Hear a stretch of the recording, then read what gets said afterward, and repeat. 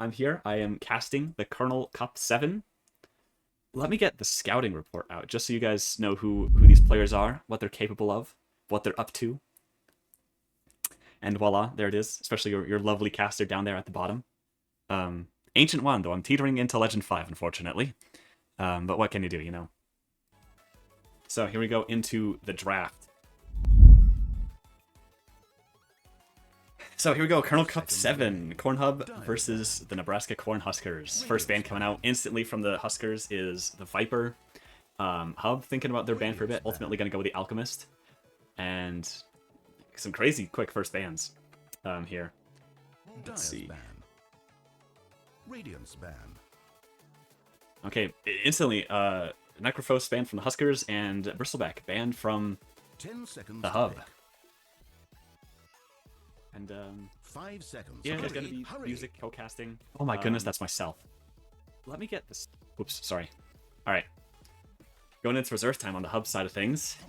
Ultimately, gonna go with the Lich, a very good ban, considering it's an easy support to play. Lots of people play him, especially because he's a wicked meta right now, like a 56% win rate on Dota buff right now. Kinda nuts, if you ask me. 5 seconds remain. Rocktopus69 in chat. You Dota, I came for Half-Life 2. Yeah, sorry. The real Ryan replays. Why did I get banned from the Discord? I have no idea. I'll have to talk with the mods about that. I have no idea. All right. Let's see. Dire's ban. Razor ban from the Hub. You know how I feel about that. Dire team pick. And then on the Husker side of things, Team Bloodseeker is banned. First pick Pudge from the Huskers. That is a classic Mavi hero. Stolen right from under his nose. And now looking for first pick from the Hub. Dire's ban. It is going to be a Abaddon. Decent support, again, high win rate, not that difficult to play. Great safe hero, especially against someone like Pudge, where you can just swoop that dismember away. Let's see. Looking out for a ban from the Nebraska Cornhuskers. Nebraska Cornhuskers. 5 seconds. I know, Hurry, well, hurry. they've already pretty much covered the Necrophos ban. I was going to say Mavi also plays a lot of Necrophos. If they hadn't banned it, I suppose then would have been a good time. But Mavi is also known to play some good Puck / Invoker, but they're going to opt to take out the Death Prophet. Yeah, chugging right along with this draft. Looking for a pick now for, I think we're on a pick for the Hub. Let's see what they end up choosing here. Only 10 seconds. 5 Both teams seconds very remaining. conservative with their reserve time. Radiance ban. Oh, it was a ban, okay. Nebraska Huskers banning out the Wyvern. Again, decent ban. I believe Dr. Clayton plays, or no, I think Holiday plays a bit of Wyvern. So, always good to ban the 10 comfort seconds picks. to pick. As I know, as a true amateur Dota 2 League connoisseur. 5 seconds. Um, Hurry, hurry. Looking for a ban now from the Hub. Team are now picking. Getting Anti-Mage out, again, another great counter to Pudge, just because I feel like, you know, Dire team are now picking. you can never really get that's what I was thinking. Good counter. Well, I guess Anti-Mage is just kind of annoying to deal with in general. Rubik coming out from the Hub, looking to steal those hooks, looking to steal Ravage. Oh my goodness, the Tidehunter pick from out of the blue. Get it? Because he's like from the ocean. Anyways, next pick coming from the Huskers. What is it gonna be? Team are now picking. Hoodwink as their 4. Pudge, I assume, is a 5.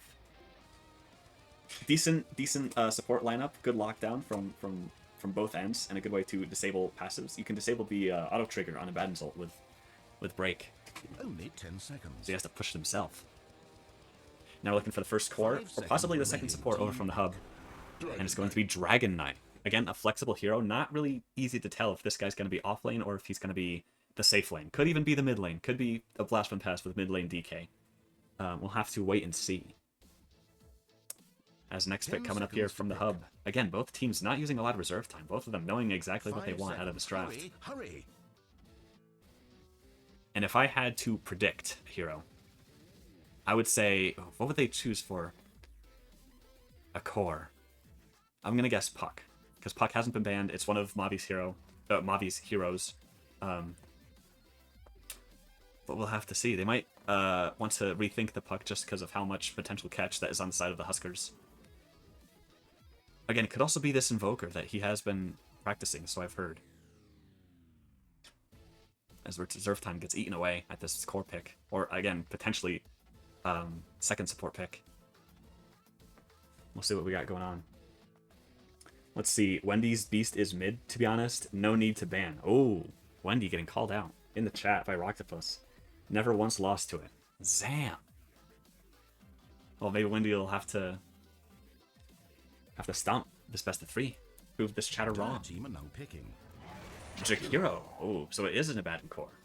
Again, this could also be, and I have seen it before, again, as an amateur Dota 2 League enjoyer, this could be a Jakiro middle. And there goes the Medusa. The hub doing, you know, the work for them by taking out that anti-mage. Now all of a sudden you have a Dusa. How do you answer that on the side of the hub? Someone that you don't want to give time to, but then again, like, I look at the hub and I don't see a lot of aggro. I mean, outside of Abaddon, they're not very fast draft. They don't. 5 seconds remain. I mean, Rubik has a lot of cast range, but when you think early game aggression, you don't think the hero's on the hub. Besides Abaddon. And last few bans coming out. Huskers take out the Invoker, again, knowing that Mavi plays it, and that is likely going to be their last pick. 10 seconds So, to pick. But it's still a toss-up whether this Abaddon is a core or support, and same thing with 5 Jakiro. seconds. Hurry, hurry. Radiance ban. And they're going to take out the Lina. A very good pick, considering this what this hero's been like lately. I don't blame them at all. Dire's ban. And a Dawnbreaker ban coming out from the hub. Okay. Whatever it is they're picking, they don't want Dawnbreaker to be involved. And an OD ban from the Huskers. Honestly, that's just good in general. I mean, you can't steal mana from the Dusa. Radiant team pick. And, okay, yeah, it makes sense why they would ban OD. Now, one thing they could do, they could bring out, the hub could bring out the Kunkka. Really good gank potential in the early game with X and Torrent, and just insanely decent against Queen of Pain, just as a matchup. Because she can't blink away. If she blinks away, or if she tries to, she's going to get 5 X. seconds remain. And then it's Jover. And last pick coming out here. Using up all that reserve time. 30 seconds to go. What is it going to be? Again, I could see Kunkka being a viable pick here. And I assume this is Mavi's hero, potentially, that's being picked up here. It's time ticking down. They got to make a choice. And the final hero of this draft being picked at the Kernel Kup 7, Game 1. Chaos Knight. Oh, a pretty decent answer for the Medusa, all things considered. Same thing with the Queen of Pain. And as we see, the players choose their heroes. Let's see. I think the Huskers take the drip game here. I love the Hoodwink set. Oh, but they have the Day of the Dead Abaddon set. Okay, no, I think, despite Jakiro having no skin, I'm going to say that the hub wins the drip game. Pretty darn easily, if I say so myself. And as we're ticking down through strategy time, I'm going to lay down a prediction here. I really like the draft of the Huskers here. I think the Huskers have a pretty darn good draft. Hoodwink and Quap can make, and Pudge to some extent, can make really good moves around the map. Giving Tidehunter enough to farm up those auras, farm up, get tanky, and Medusa to also accumulate that tank. The hub, I think, could do the same, but on a lesser scale. I look at the Rubik and I look at the Abaddon, and this doesn't seem like an early game aggro. And if anything, it seems like a very defensive draft when you look at the DK, the Jakiro, and the Abaddon. But we'll see how it all works out as we head into the game. Getting in our team intros here. Business Casual, been playing for over 10 years. 10-year veteran in the game right now. Let's see how he fares as we get into the game. You have about a minute to enjoy not dying. Savor it. I should have turned off the announcer, but you know what? We'll roll with it because it's the Stanley Parable one, and I like it. He's my co-caster. Anyways, so we'll introduce the teams really quick. On the Pudge, we got Business Casual. On our Hoodwink, we got ZT Pastamancer. On the Dusa, we have Maple Biggs, our League of Legends newbie here. Well, they're not new to League of Legends. They're new to Dota, but they're from... You get the gist. And we got Chattin on the Tidehunter. And lastly, we have C Guardy on the Queen of Pain.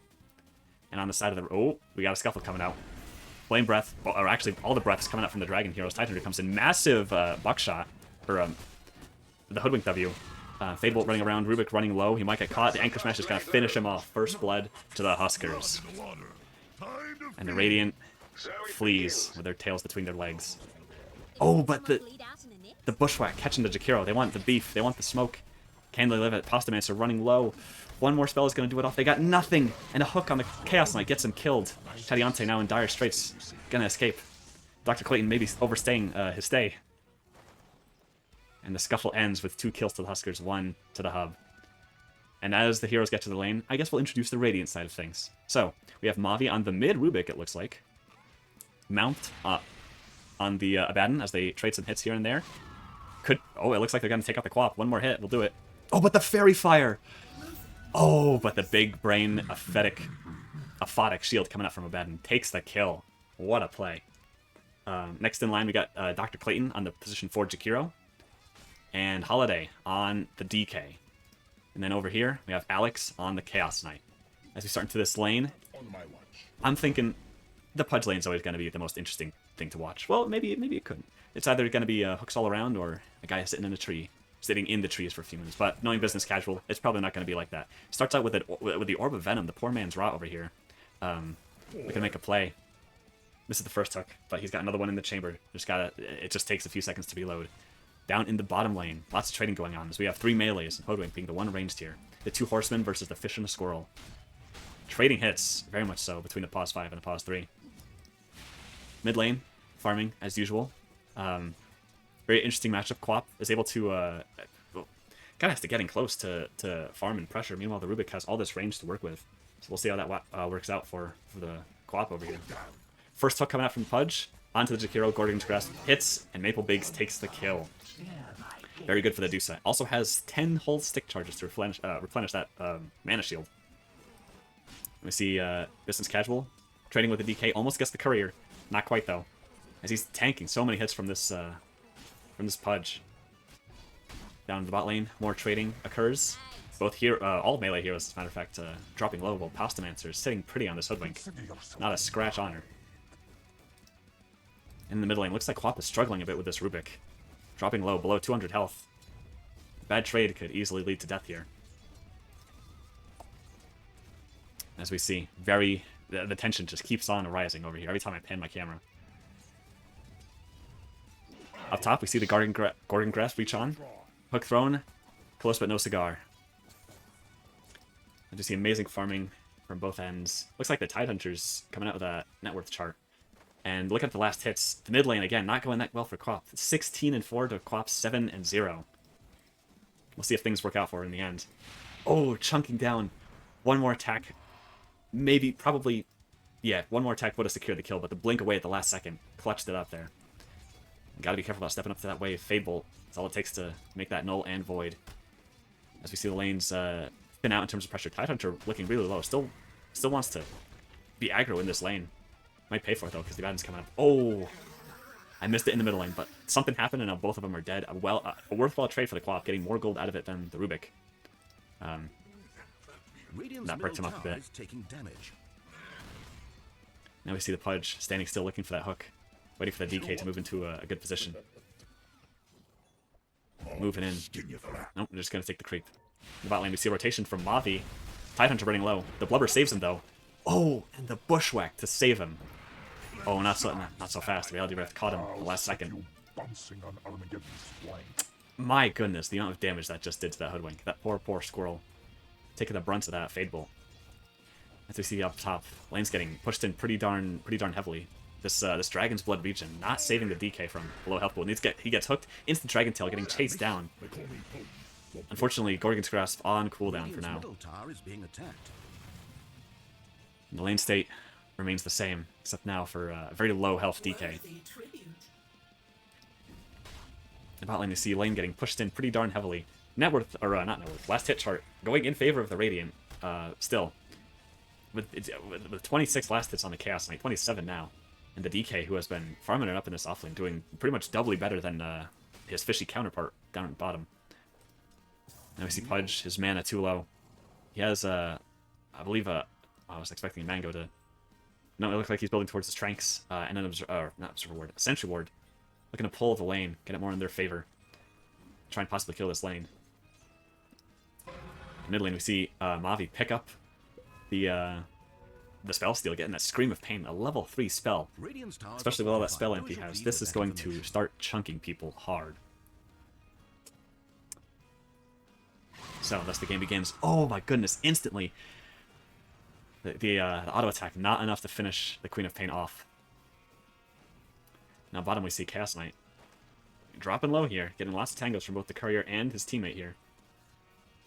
As it's intense. He needs those last hits, but Tidehunter here makes that a bit hard. Dire's middle tower taking Now we see damage. Mavi rotating. Chattin thinks this is a good time to go in, but doesn't realize Rubik steeping in. Scream of Pain. Chaos Bolt. They go onto the Tide Anchor Smash, keeping him alive. Oh, he stole the Bushwhack. Ultimately goes down to the Fade Bolt. A great rotation from Mavi. Up here in the bot lane. Well, I say up here in the bot. Middle tower is being attacked. Now we see in the mid lane. Business, as usual. Pun intended, because his name is... Yeah, you get the joke. Working on those Tranks. Ordered a clarity for himself. Finally has enough mana to throw a hook. We see Chattin taking the Wizzy. The Wisdom Rune. Radiant's middle tower And a is Banshee taking Rune picked up on the damage. side of Dire, giving them that much needed gold boost. Looking over at the net worth chart, Mavi is just... All of Radiant Cores are just topping it in the 3K club. Meanwhile, we see Pudge teeping down bottom, helping as the Rubik was diving. But we'll see how he survives. Shield and Fable onto the Rubik, and now Pudge is in trouble. Dodges through the trees, hoping to get out of the sightline. The Bushwhack gonna finish him off. And then Tidehunter manning up, but the Bushwhack saves him at the last second. Mavi can't quite finish the kill. We see the Quap come in with the double kill. Oh my goodness. A perfect Sonic Wave at the perfect time. Look at the swing in net worth here. 516 gold going straight into that Queen of Pain's pockets. As we see her take the top of the net worth chart. My goodness. No. Can't do math. 12 kills in 8 minutes. What an eventful game this has been. As we see, not much in the top lane, though. Not much has happened up here. As we look at our KDA chart, not much has happened up here. And now we see Pudge mid. Maybe looking to hook the Rubik. Will he hit it? He does. And they get the kill onto Mavi. The usual, business as casual. Taking the kill. Well, not taking the kill, but, like, securing it, I should say, with that meat hook. Meanwhile, up here, we see the Dusa. Gotta remember with the hockey. Radiant's There we go. middle tower is taking damage. Still lacking on that farm, but with the amount of space that his Queen of Pain and Pudge have been doing on the map, is likely going to have more than enough time to Radiant's bump middle up those tower is numbers. being attacked. Especially since we see the Manta going on quick. Amazing wave clear right there. Meanwhile, in the middle lane, Queen of Pain, Sea Guardy looking to threaten this tower. As it drops to below deny range, Mount thinking about it, but doesn't want to incur the wrath of the Queen of Pain in doing so. Or he's just sticking around to get the final hit on it. Let's see if he gets it. Oh! No more Looking for the middle last tower hit. for Radiant. And Rubik steals the Scream of Pain again. Debatably, maybe not the most valuable spell you want to steal off of that Queen of Pain. The Blink being insanely good value, especially with the bonus cast range passive. And now we see the bot lane. Chaos Knight bumping those numbers up to more than 50 last hits for a minute 10. An impressive milestone. As we see him making his move over to the top tower, sensing something was wrong. And it looks like his instincts served him well. We see people moving up top as the Pudge goes down. Stonegate stuns one. Bushwhack only on the illusion, though. We see Sonic Wave come up. We see 4 people top. 5 people top with a Rubik now. Tidehunter. Not enough mana to quite join the fight. And the action unfolds. Dragon Knight looking up here to get a stun. Reality Rift brings the Deuce in. Sonic Wave onto 2. Deuce is still in big trouble. Goes down. Hook on the Rubik. Insane hook. Catching him off guard. Now we see the Tidehunter come in. Again, not enough. Oh, pops the Soul Ring. Stun onto 4. As everyone scrambles to do something. Tidehunter running low. Boulder gonna get him away. Sneaks through the trees. Chaos Knight in pursuit. But the Dragon Knight under tower might just be the death of him. And it will be. We see both of these cores running low. And a double kill for the Quap and the Pudge. A very profitable engagement for the Dire over here. What a bloodbath this has been so far. Chattin asking, who do I tip? I can't tip all 5 of you. For real. We need to hit up Gabe and tell him to do that. Yeah, implement that. As we see, Dire taking advantage of that event, putting up wards deep into their enemy triangle, seeing that they have stacks up here, ready for the CK or the Dragon Knight, or whoever. Nay. As we see the two dragons up in the top lane, still looking to pressure this Dusa. Meanwhile, Chaos Knight left alone to farm, finishing up his armlet. Yep, there it is. Recipe incoming now. Pop roaming bottom. Sonic Wave off in 10 seconds. But it looks like most of the action might happen in the top lane up here. Armlet done onto DK. Has his ult ready if they want to try something, but I think that Pudge is just scaring him off a bit much. They see throws the hook. Could be an opening for them. But they'll try to keep their cool. Gorgon Grasp is gonna swing and a miss. Hoping to catch out that guy. It's a very wonky spell to land, this Gorgon's Grasp. Pressure being applied. We see a smoke come out from the two supports on the side of the Huskers, looking for someone. The smoke is going to break as they approach the high ground, as they probably don't see the Rubik, but they definitely know someone's up there. And Rubik with the Anchor Smash. They have vision up here somehow. Pudge is looking. Goes to the hook, misses. Oh, he gave the Rubik the hook and he's going to use it. Oh. A terrible feeling, but the Dismember might buy enough time for them. Oh, it's not going to buy enough time for the Tide. As we see them going on to Dusa, Dusa's going to stun too, run away. Running over to the Rubik and the Abaddon. Yoinking some mana. Bushwhack onto Rubik. Shield's going to nullify that. Or the Gorgon's Grasp onto the DK. Oh, Dusa gets hooked. Lifted up into the Macro Pyre, and it is over for this snake. Stun onto Chattin, trying to run away. The tankiness is going to be the best asset there. Hook coming out, misses, aiming for the DK. And all the while, this Chaos Knight just eating up this farm. Now a third of the way towards this Echo Saber. As the tower gets plinked away at by creeps. We see a pipe first thing coming out from the Tide Hunter. A very worthwhile purchase considering the lineup of the hub over here. We see 3 heroes centered around the triangle. Again, it's looking like they want to do something. Hook onto the Rubik. Instant lift up. But the Dismember is going to catch him out. Oh! The Sharpshooter almost took him out, but the Queen of Pain comes in to secure the kill. Isn't that what you wanted? We see the Radiant, 2 Radiant cores up, well not cores, but 2 Radiant heroes appeared, considering the moves after that, and they decide to let him have it. Not much for them to take here anyways, as the stacks were consumed. We see the Chattin over here looking to give the Chaos Knight a hard time, since no one else seems to be in the area. Again, that farm game just keeps going on, this Chaos Knight. Taking the Phasmagoria facet. Probably the best, the better facet you can choose, especially against the Dusa here. And debatably the Tide. Well, actually, their whole team, since they all seem to have very AoE heavy kits. And we see the Dire marching down mid lane, hoping to take something here. Probably take out the Chaos Knight, but we'll see how the Radiant team responds. As we see Abaddon smoked up. Quap blinking in to take out the Courier. Dies, a second courier in another game of Dota Playing in the trees cautious of whoever approaches. See the Chaos Knight walk up. They're looking at him. Oh, but top. The DK and the Rubik take out the Dusa. The sneaky little sneak. See the Quap TPing up. Double damage picked up by the CK. As they chase down the Hoodwink. And the scroll gets chunked. Ravage coming up from the Tide Hunter. Not enough to save him. And no follow-up, unfortunately. But that might have been the right choice there. Radiant have fortified their towers. I just get can I tip myself from Chattin. This I think this ward for the Radiant has fortified their towers. it was a good ward in itself, but I don't think the Huskers got exactly what they wanted out of it, considering especially looking at the net worth chart now. Radiant Core sits on top, nearing 9k net worth. Meanwhile, we have a 1k gold advantage exactly on the side of the hub. We see Maple Biggs now scrounging around in the bottom lane looking for something to farm. Manta style almost near completion though, only 1,000 gold to go. As we see the hub occupying the Dire jungle. Meanwhile, Mavi TP's bottom, hoping to clear a creep wave. Doesn't know that the Quap is here. But, oh, the mana for Sonic Wave, it's not there to finish him off. So close. Now Rubik with this Mystic Snake. Free mana generator right there.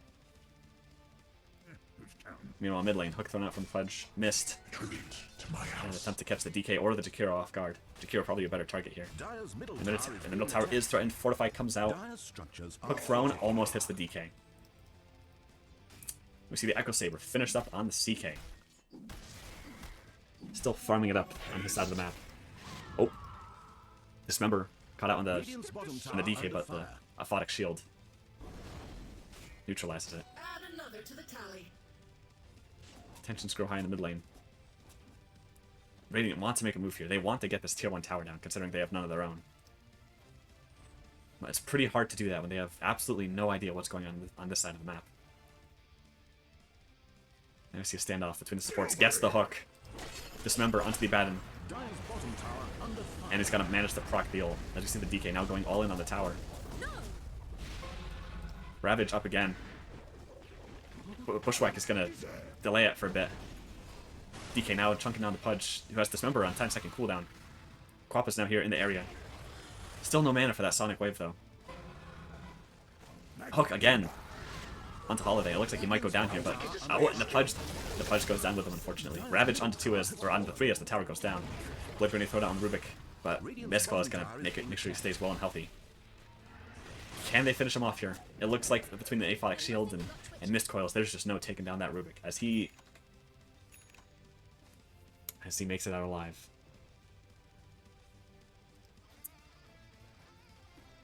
Now that pipe completed onto the Tidehunter, we'll see how it affects the next fights.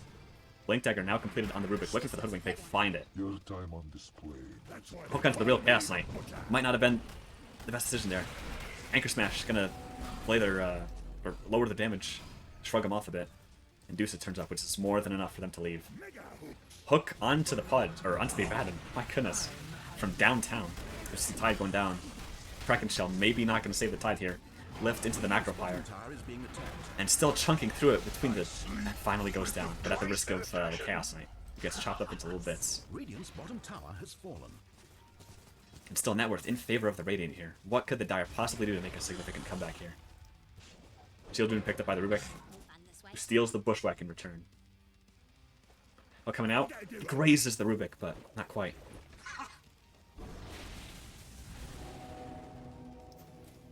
Mechanism now on the Pudge, possibly going for Greaves later on. You see all the action here now in this middle lane. Rubik still wanting to make something happen, stepping up here onto high ground. Quap roaming in the shadows. Gets pinged out by the Dragon Knight. They see her there. And it looks like the Sange and Kaya is complete, now getting transferred on the Courier.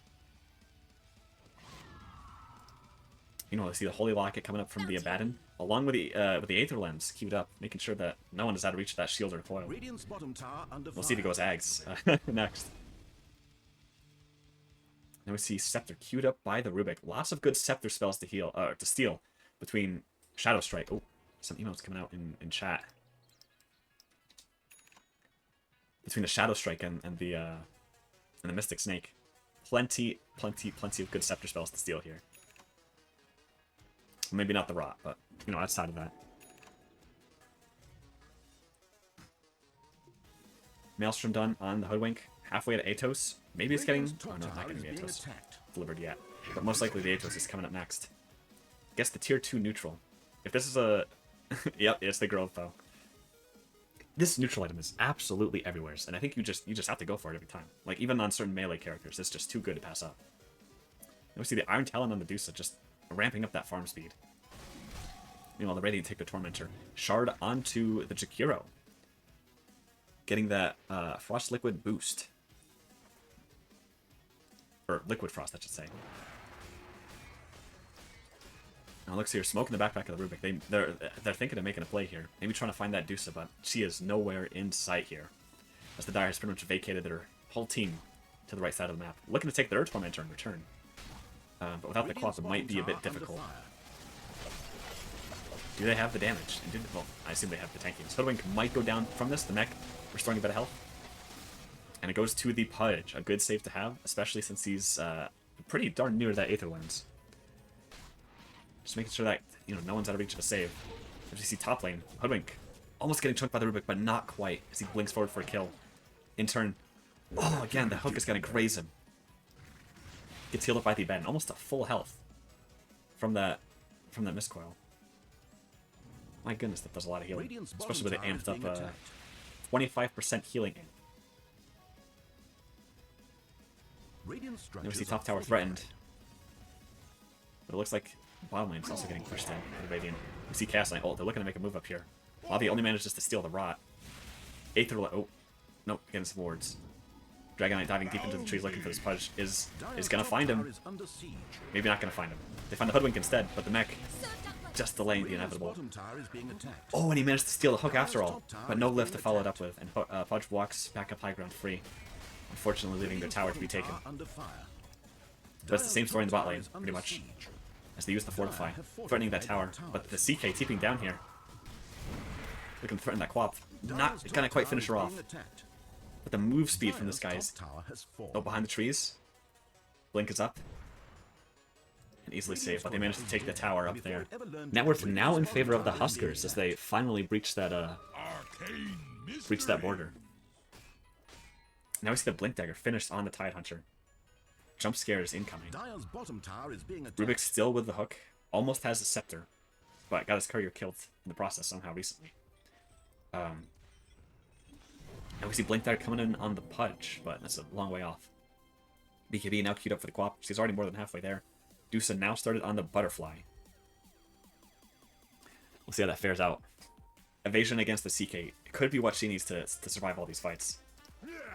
As we see throwing a hook out there at the Abaddon, revealing that ward to them.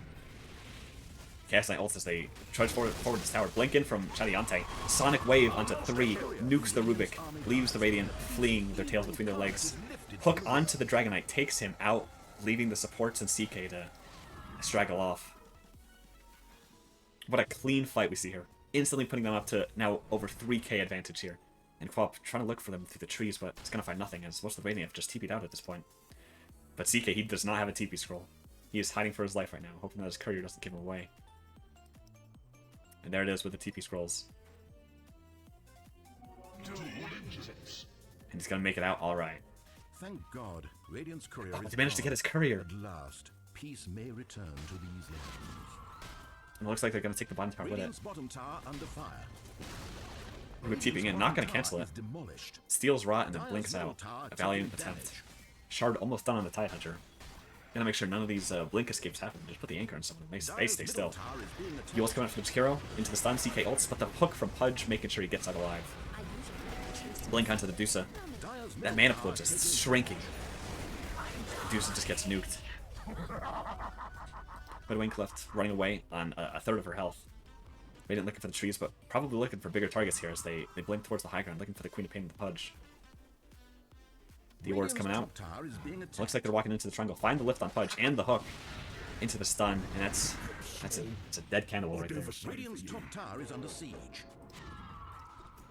Now we see the BKB completed on the Queen of Pain. 9 seconds, so. Oh, but she's gonna get caught. Top tower is under siege. It's gonna end very badly for her. Has to use the 9-second BKB to blink away. Not what you want to do that. There's never really a situation in which you want to do that. But you just have to. Radiant's top tower is being attacked. Now we see BKB coming on the CK. Structures are fortified. Can't get the components delivered quite yet due to the dead courier and all. But how does Dire respond to this? They've lost 2k of their network lead. Pudge is still dead. They have the Ravage up, but any potential of using it is just crumbled as the Radiant just walk away from the tower. Now smoked up, probably looking for a pick onto the Medusa. Gets pinged out by the Rubik. That deep ward coming in handy here. Oh, hook onto the Hoodwink misses. And they instantly know Radiant is in the area. Blink from CK coming up. Oh, the huge Ravage coming in. Sonic Wave chunking everyone on the radio. Rubik and DK brought low. TK goes down. Rubik soon to follow. Hoodwink. He tried to lift the Hoodwink to delay it somehow, but didn't quite work out. It's Jakiro. Tries to TP out, gets cancelled though. And Abaddon is the only one left alive to tell the tale. Now the Dire just marching down that lane after regaining their gold lead. Looking at this fight recap. 11,000 damage coming out. Or no, let's... Radiant's middle tower is Oh, being attacked. 11,000 physical damage. Physical damage? Oh, this is the XP change. Yeah, 11,000 damage coming up from the Radiant in that fight alone. Radiant's middle tower has fallen. Mostly from the Queen of Pain. The way the Ravage just sets up for the Sonic Wave is just such a good combination. Really, like, Radiant need to stop clumping up to prevent that from happening. They're going to blink away, instantly retreat as the Radiant respawns. Chunking down that tower to almost half its HP. And Radiant, they're on the move now. Either looking for farm or looking for a pickoff. Might find the Pudge here. They don't have any vision up there, so they're going to reason against going up there. Radiant's top tower has fallen. Now we see farm continue across the map. Tidehunter blinking away as he sees the Radiant come to their own triangle. Ag's done now on the Rubik. So we'll see how that manages to impact things. He can now steal 2 spells at a time. Double damage onto the Tidehunter. Ravage not quite up yet, so I don't think they want to take a fight right now. Rather just farm up some big items. See Butterfly done on the Deuce, now eyeing up the Scotty. BKB almost done on the CK. Same story for the Dragon Knight, also getting that, blinked onto the Dusa. Sonic Waves are trying to deter it. Stone Gaze soon coming out. Along with a shield, Abaddon gets frozen. They're gonna pursue it further, but Dusa just does not have the mana to do this. Bushwhack coming out, saving the Medusa from possible death. Gorgon Scrap stolen from Medusa. Has the split shot as well. Blinked onto the Medusa now. Running away, Pudge managed to eat, but it's not going to be enough to get her out of there. Medusa goes down. Ravage, meanwhile, in the backline. Queen of Pain, no Sonic Wave to follow it up with. Gorgon Scrap's going to get thrown out. Finally see the Queen of Pain show up. Nukes the Jakiro, and then runs away. Bushwhack going to try to delay it, but Mavi running low. But the heal from like no health to like 500 is just gonna keep him chugging. My goodness, what a fight. 3,000 gold going into the pockets of the hub. As well as 6,000 XP. Again, the Ravage Sonic Wave combo just was not there this fight. One thing stopping that from being a one fight, I reckon. As we see now, the Ags almost done on the Queen of Pain, just 50 more gold to go. And that's going to be pretty darn useful, especially against the CK Lucius, if it can stand them for that long. Speaking of Ags, Jakiro also working his way towards his, looking to buff up that Macropyre, make sure that Deuce doesn't escape it, or any other any other of the Dire heroes. The cornfield says, "Gang gang, happy Kernel Kup, happy Kernel Kup indeed." Scepter now finished on the Queen of Pain. We'll see how this shakes things up.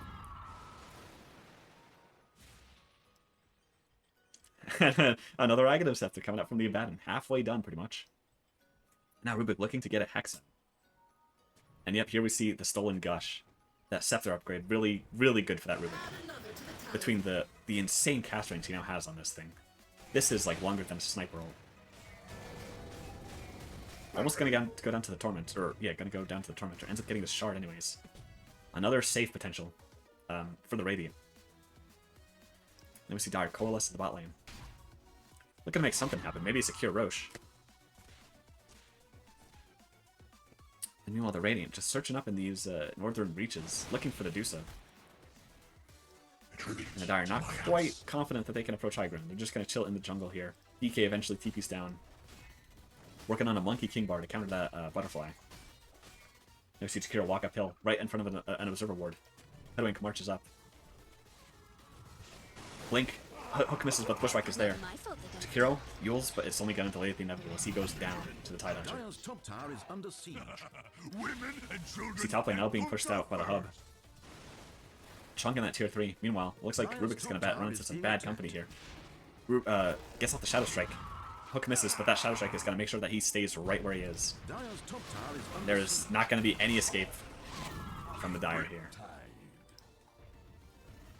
Whoops, come out from Mavi. Dire's top tower is being attacked.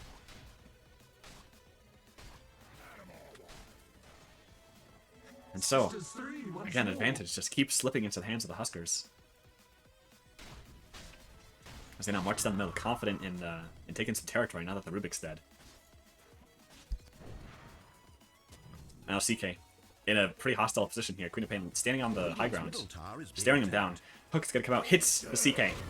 BKB comes out from the Chaos Knight, but it's not going to be enough, and he just gets chunked down by the Dire heroes. The Phantasm instantly countered by the Sonic Wave. Now DK walks up. Ravage comes up from the Tidehunter. Stun onto all 3 heroes here. Misses the hook on the Jakiro. Macropyre coming down, dividing the Dire heroes. Hoodwink getting low from this DK. The BKB is just going to chunk so many heroes. And they're having a tough time bringing him down. Eventually, no, but the Miscoil is going to keep him alive. Queen of Pain blinks back in. Gets stunned though, but eventually the Dragon Knight goes down. And the Abaddon soon to follow. Rubik now the only one alive on the Dire heroes. Gonna steal Queen of Pain before blinking away, trying to secure a kill, but it's only gonna land on the Tidehunter, who shrugs it off. And now Radiant, they're just staring down the high ground. There's pretty much nothing to stop him here except the wave clear of Rubik, but even then they have those tanky catapults just standing in the way. Now that tower is gonna go down. Queen of Pain blinks in. Looking to do something against this Rubik, but just has too much health, and now Rubik gonna steal a Shadow Strike. Big Ags ability here. As he puts it onto Medusa, who dispels it with the Ags. Mid-tier 1 tower going down, in deny range, but I don't think they want to exactly do that. Radiant Heroes now responding. Do they stick around to finish off this tower? Radiant's middle tower is taking damage. The Illusion's not quite getting it. Maple sticking around for one more. Middle tower for Radiant. Very close. Almost snatches the Medusa with the Reality Rift. Oh, hook on the Rubik, but no follow-up. Follow-up soon to come between the Hoodwink. Pushback onto the Rubik's gonna finish him off. Gleipnir now, but the Chaos Knight BKB just chunks down the Pudge. Meanwhile, Tidehunter blinks in with that Shivas and Pipe. But no backup. Oh, here comes the backup. Queen of Pain. Big Sonic Wave. Reducing most heroes to half health. As Rubik buys back, marches into the fight looking to do something here. DK on, or BKB on the DK. Not gonna help much. Pushback onto DK. The Mystic Snake bouncing all around. We see Tidehunter blink in. Just so much carnage coming from the side of the Dire. And it looks like the damage from the rain is just falling off here. They can't deal with a Medusa. Or the Tide for that matter. Rubik blinks in trying to get something done. Just only managed to steal the Bushback. Queen of Pain blinking in very low. Rubik not quite able to take him down. Now they just have all of the racks, looked up the top racks, open to them for the taking. We'll see what they do with this time. BKB is still available on the Abaddon and the CK, but I don't think the Horsemen just want to buy back just yet. Mid Vrex taken, looking to actually take down the tier 4s. Maybe hoping to end this, considering the Radiant isn't going to have many ults when they come back. Ravage still up, so maybe they're confident they can do this. As one tier 4 tower goes down, Macropire dropped by the Jakiro, and instantly they start splitting. Chaos Knight comes in with the ult, blinks. Oh, almost gets the Queen of Pain, but not quite. Gleipnir coming onto the Chaos Knight. Again, Ravage still available for the Dire. Sonic Wave comes out, chunks the Chaos Knight super low, and he goes down, this time without any buyback. Same story with the Jakiro. Abaddon buys back, but there's not much they can do without their CK. The Dragon Knight comes in, getting chunked by the Medusa. Can't do enough damage because that Anchor Smash is just making sure that he gets nothing done here. Gorgon's Grasp into Queen of Pain, just gonna tear him apart. And Throne's exposed with all 5 heroes dead. Not looking good for the hub over here. Ancient half HP. Scream of Pain gets stolen. Looking to do some fountain diving over here. But the Ancient goes down. Nebraska Cornhuskers taking game 1. In a very decisive second half of that game with 26,000 gold lead. That is not the right screen. Alright, here we go. What a performance from the Nebraska Cornhuskers. So lots of good hooks. So amazing hooks coming from business casual. Insane team fight plays from all around. And I think we might be able to get a player interview.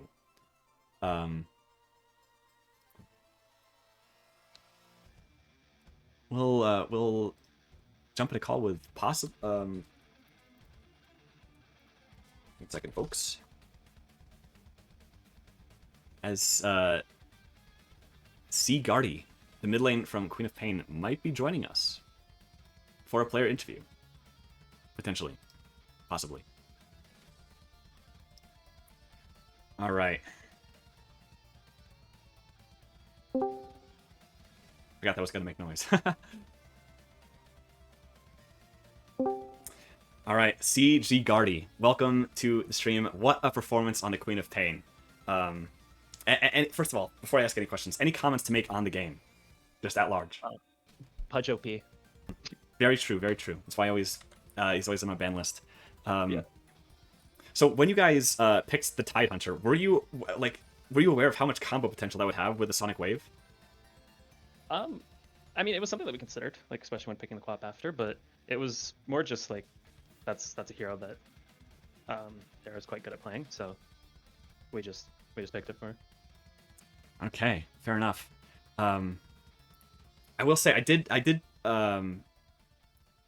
what were your thoughts going into the game? Like, what were your thoughts on how do you think the draft went? How do you think your draft compares to the other team's draft? What was that? We felt quite good about the draft. We like you said, we had a lot of combo potential with a lot of our heroes. So we were quite liking like what our team fight looked like, and I think for the most part we were all on heroes that we were fairly comfortable with as well. Um, Looking at their draft, the Rubik going mid definitely threw us for a loop. Yep. That is not what we were expecting at all. We were trying to think of like mid heroes that they were going to pick, and then they slammed the CK last. So that was a neat little trick they did for us for sure. Yeah. Oh my goodness. I was thinking that same thing in the draft too about what positions all the Radiant heroes were going to be. Yeah. What are you looking for in the draft for game 2? Um, Not too sure. Hopefully something along the similar lines. Something where we get some good combo potential, a lot of comfort picks, and then we can kind of just go from there. Okay. Anything you're scared of coming out from the Radiant? I'm not too sure. I haven't played around in this league too much, so I don't know a lot of the guys. So I don't know what I need to be worried about. We've banned like Necro and stuff because apparently that's Yep, one of the scary that's heroes. one of Mavi's signature Yeah. heroes. Yeah. Apparently we also banned like Mavi's hero pool. Is what Yeah, they were the saying. Invoker, the Pudge. Well, I mean, The you guys Invoker. picked the Pudge, but Yeah, Booker, Pudge, OD, Necro, something like that. But yeah, I know Alex has been spamming a lot of like Bloodseeker and stuff. I know that hero's quite Oh, good, so yeah. if I had to say something that I'd be a little bit worried about, it's probably that. Okay. Thank you for coming into player interviews, and good luck in your next game. Sure, thank you. Yeah.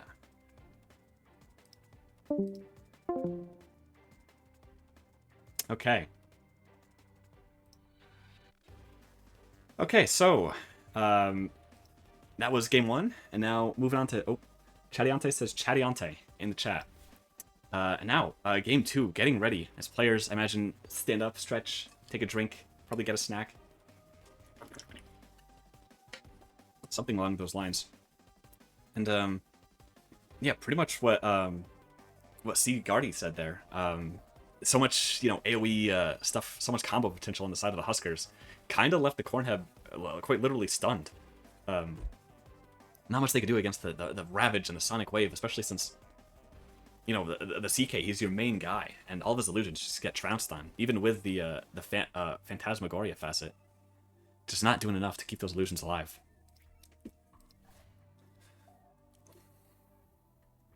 Now, next game is coming soon. Okay. Now we see coin tosses come out from the CornHub. CornHub get first priority pick. Nebraska Cornhuskers, Cornhuskers get second pick. Okay, we're jumping into the draft at game 2. Oh, that's the wrong key. Jumping into the draft at game 2. And here we go. This time Huskers, the Nebraska Cornhuskers on the Radiant, and the CornHub on the Dire. So looking into the first ban. Oh, again, the Alchemist. Instantly. I suppose it's someone's signature hero on the Nebraska Cornhuskers. And a Viper, again, coming up from the Huskers. Not wanting to deal with that hero at all. I do not blame them. 10 seconds. And the next ban coming out from the Cornhuskers. 5 seconds. I could imagine it being the aforementioned Bloodseeker. As supposedly Alex has been practicing on it. Pretty darn a lot, from what I hear. Or we could see another Mavi ban. I don't think they want to ban out the Mavi heroes just yet, considering, you don't exactly want to pick your cores first. Or especially your mid laner first, as that reserve clock is ticking down.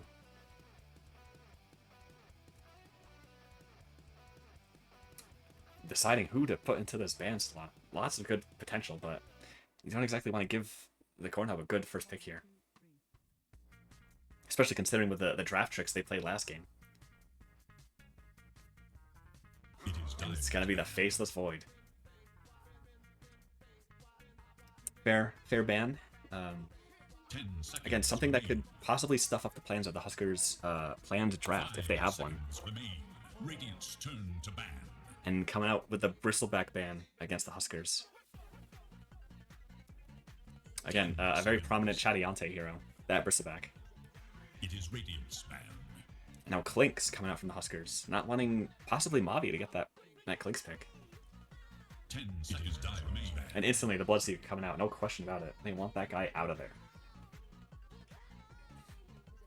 Now last ban before the pick phases comes in, before the first pick phase comes in, coming out from the CornHub, who have not yet used reserve time. And they're going to use some here, figuring out who to ban against this Huskers draft, or this Huskers team. Because it looks like they had some trouble. And the Lena ban, very understandable. Gotta ban meta. Pudge coming out from the CornHub. They let Mavi have his Pudge. But then again, it might not be Mavi's Pudge coming out here. We'll see who exactly is playing this thing. I should call this thing. That's being the Pudge. Pudge is a good guy. Not really. Monkey King, first pick from the Huskers. Picking up on some of those draft tricks that CornHub was trying to pull last game. We'll see how it works out for them. They might want to go for another Wombo combo between the Monkey King and the Ravage, but we'll have to wait and see. 10 seconds remain. As the clock still ticks down on the side of the CornHub.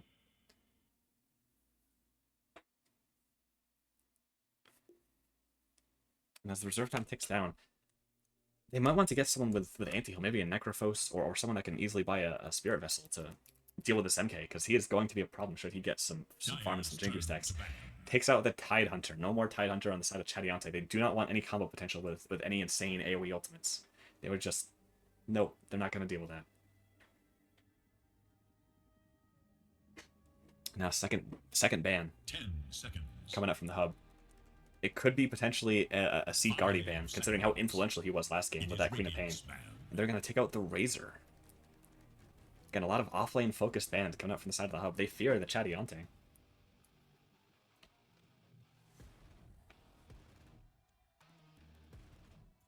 And the Huskers, the Cornhuskers, in response. 10 seconds. 5 seconds remain. Let's see who they decide to take out of the pool.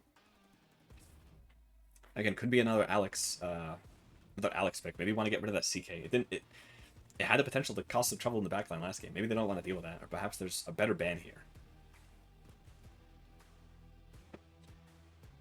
Start eating into the reserve time. Eventually decide against the Warlock. Looking at this draft, it seems to me that the Huskers want to go for a backline focused draft, and we see that supported by the Hoodwink pick. I want to deal with Warlock Golems or Bloodseeker or Clinks or anything in that backline. And CornHub take the Lich.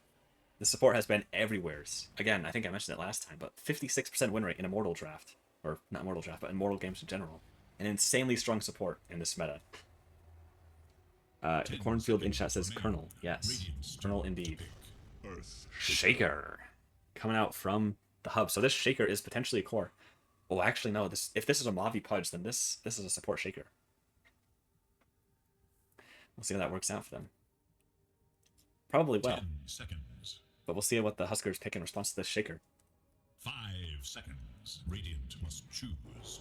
And a Phoenix coming out. Pretty darn good, pretty solid pick for what the hub has, considering none of these supports have any means of attacking fast. No Snapfires, no Jakiros, no nothing. 10 seconds remain. So we'll see. Potential bans coming out from the Huskers. They might want to get rid of that Ursa, considering, you know, he's been known to buy a blink or two and just ravage the backline. And again, that means bad things for the Phoenix for that attack speed. Now reserve time ticking down. Huskers coming out with the Axe. Again, a good counter to that backline, stopping the Lich from casting spells. And the Life Stealer coming out from the hub. That attack speed now finally coming out from the draft. Something that can potentially deal with this Phoenix here. But will probably suffer against Axe in lane. 5 seconds. Okay, little technical hiccup. Am I still streaming?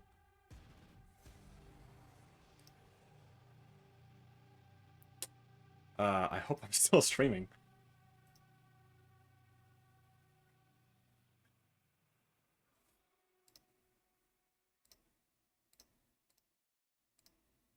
Okay, I'm still streaming. Not too sure what happened to the heroes. Quite unfortunate that that happened. But now, CornHub has banned the Dusa. Not wanting to deal with that from last game, again. Maple just proving insane efficiency with that hero. 10 seconds. Despite the Mystic Snake, which was a pretty darn good steal for the Rubik. And Cornhuskers spanning out that Jakiro, not wanting to deal with the Ice Path or Macropyre. Considering it, again, it could screw up the backline pretty largely. making that huge obstacle for them to have to walk around. Dyer's turn to ban. And they're going to take out the AA as well. Again, they don't want anything touching their backline, but we'll see how that works out with the Pudge. That's just been picked into this draft. 10 seconds remain. Now last ban, game 2 of the Kernel Kup 5 7. seconds. Heading into reserve time now. What could they be looking for? Dyer's turn. Wind Ranger. Gonna ban out the Wind Ranger. Again, something that could potentially stuff a lot of their supports. Well, actually, a lot of their heroes rather, considering Pudge or Earthshaker like to buy these blink daggers to not only get in but to get away, and the Wind Ranger just potentially putting an end to that. 10 seconds. And also, Wind Ranger's a pretty darn good business casual 5 hero, seconds remain. from what I hear, from what I think. Or maybe it's a Pasta-mancy hero. Who can say? And last pick coming up from the hub, eating into that reserve time. Make an account. Maybe if a new hero is picked, it'll actually load the models. We'll have to wait and see though. As that clock just ticks down. They're really putting a lot of thoughts into what their last pick is here. Again, not knowing the full draft of the Huskers can really put a detriment, as you only have 4 heroes to work with here. 30 seconds to go on the clock. Let's see what they're cooking up here.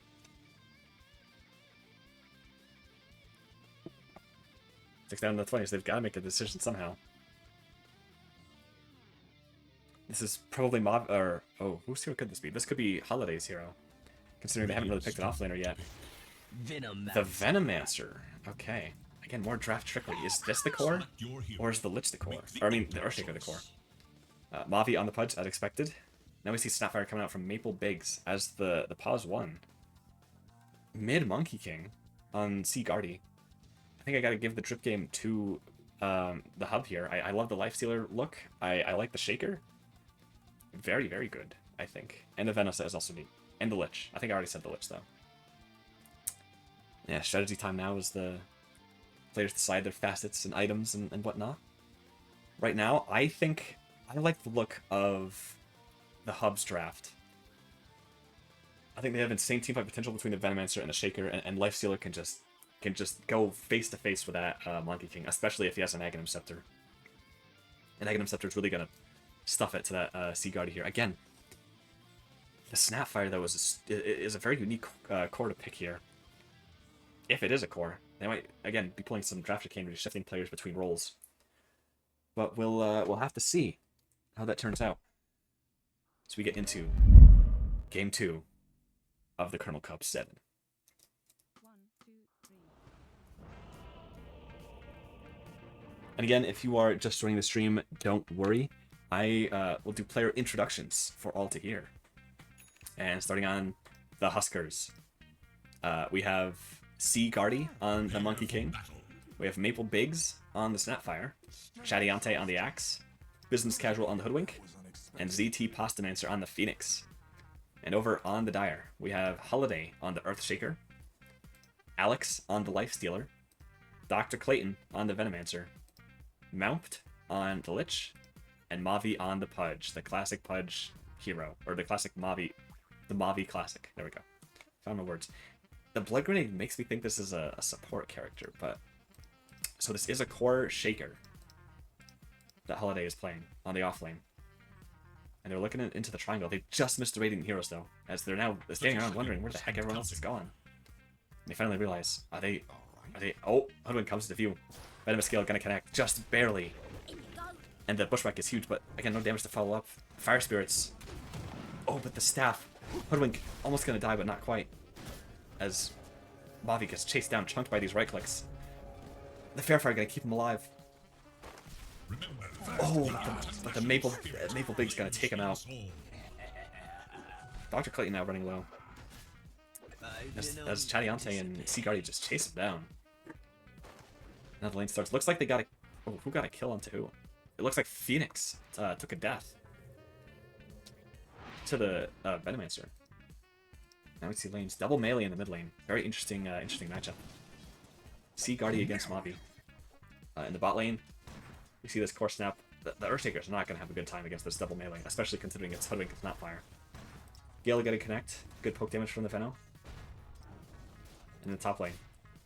You see Alex struggling with this Battle Hunger. Meanwhile, the two supports just duking it out. That Dying Light facet really chunking the Lich here, who's out of mana but has 2 mangoes. And the Dying Light, you hit the Phoenix, you're just causing more pain to yourself. Not to mention, this is a universal hero. Lich just not having a good time in these trades, losing all the trades. If he gets any closer, the Battle Hunger might just finish him off, as in the bot lane, Maple Biggs takes down the Venomancer. Sell this corpse as a specimen. Now Lich, just standing under tower, trying not to die, munching on those tangos. Meanwhile, Phoenix looking for an alternate route to try to get closer to that Lich for the Dying Light. Has the Icarus dive, but probably doesn't want to do something that risky this early. You know, on the bot lane, still pushed up. Earthshaker not really having a good time, just getting plinked away by these two heroes. And mid lane, oh, Seaguardy barely gets it. Had the Jingu Mastery, but just one more right click, it just wasn't there for him. You know, on the top lane, Mount almost dies to the Battle Hunger. Would not have been good for that Lich. So now we take a look at the what the last hits. There we go. It's the last hits with Shaker top of the charts with 9 last hits, surprisingly doing well. But Maple Biggs getting galed, gone on. Maple Biggs cookies into safety. You know, we see Lich walking back to base, giving that Lifestealer some nice solo XP, but can he survive the Axe and the Phoenix? He has that lifesteal, but it might not be enough to get him through all this. You know, on the bot lane, Hoodwink posing up aggressively.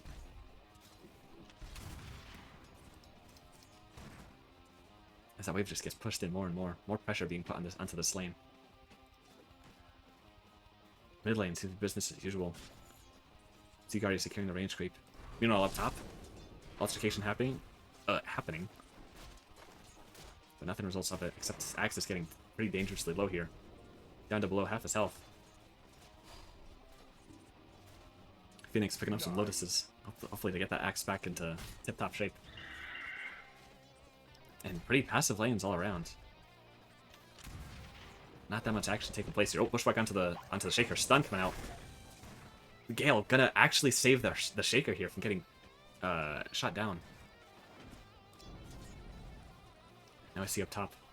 It's been quite the reversal here, with both Dire Heroes looking pretty prim and proper here. Meanwhile, Radiant both looking pretty darn low. And it looks like they're going to want to go on the Phoenix here. Does not have Icarus Dive or any spells for that matter. Axe jumps in trying to get the Lich. Is going to get him, and the Lifestealer just could not body block him out of the way.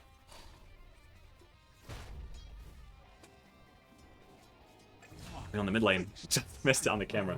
But Seaguardy getting the kill onto the Pudge. Kidneys is nice. You deserve nothing. Now I see Lich coming back, going onto the Axe. They don't want to press their luck, especially with this counter Helix. Now doing 120 damage each spin. And all around the board, it's just Radiant taking the lead in all core roles. But now we have Mavi on the Pudge, who gets the hook onto the Axe. And they are going to bring him down. Meanwhile, Pastamancer looking to do something, but is going to have to dive out. Blake, when he coming from the Pudge, not going to save him. That Dying Light just isn't going to do enough damage to chunk him down. And Pudge walks gleefully back to lane. Followed by the Lich, potentially, as they want to make a move onto Seaguardy, who moves down for the water room. So, prospect of ganking him probably isn't going to be there, as he jumps away knowing that something is up here. And it looks like he's looking for something bot lane. The Shaker very incredibly low. Oh, it's almost going to get him. It's going to proc the Jingu Mastery. But the cookie. And Seaguardy going to help this bot lane get some kills on the board. Finally getting some action into this lane as he TP's back. Meanwhile, up top, Lifestealer getting pretty chunked down pretty darn low from the Axe and the Phoenix. Chattin try to get the Lich in that taunt. Gonna miss, unfortunately, but he still has creeps attacking him. Just barreling down that Lich. Meanwhile, Venomancer comes to try to help with this issue, leaving the Shaker alone. Venomous Gale is not going to connect. Now he's being chased down. But he's going to look for the call. Hopefully to get some spin to win, but Mavi shows up with a rotation, and he's going to put an end to his Axe. Oh, the neutral creep will get it! But now Pastamancer in a precarious situation. As he's now, his position is known to both the Veno and the Pudge. But it looks like the Pudge has other priorities right now. as Clayton, oh, gets the hook on the Monkey King. Seems like he can fight back. Has the stun. It's gonna nuke the Pudge. As Pasta actually gets the kill on the Venom with the Dying Light and just TP's out. Meanwhile, Holiday also getting chunked down, but his Frost Shield is gonna save him. And up top, Axe now responds, instantly going aggro on this Lifestealer. His spin just making sure he does not lose a trade. Taunt coming out here. Open wounds, gonna get him some health, but it's not gonna mean much when that counter helix just spins him down. Now doing 145 damage with every hit. I see Business Casual now picking up 3 bounty wounds for his team. 4k net worth lead on the side of the Huskers. Now see Mavi smoked, looking for that Maple Biggs kill, but the smoke broken instantly. Oh, goes away and a cookie to trip him up. But now we see Dismember coming on the Pudge, making him a big threat. And now we have 3 heroes from the Dire here, hoping to make a play. Hook coming off cooldown. Maple Biggs not surrounded by any creeps. Mavi comes into view.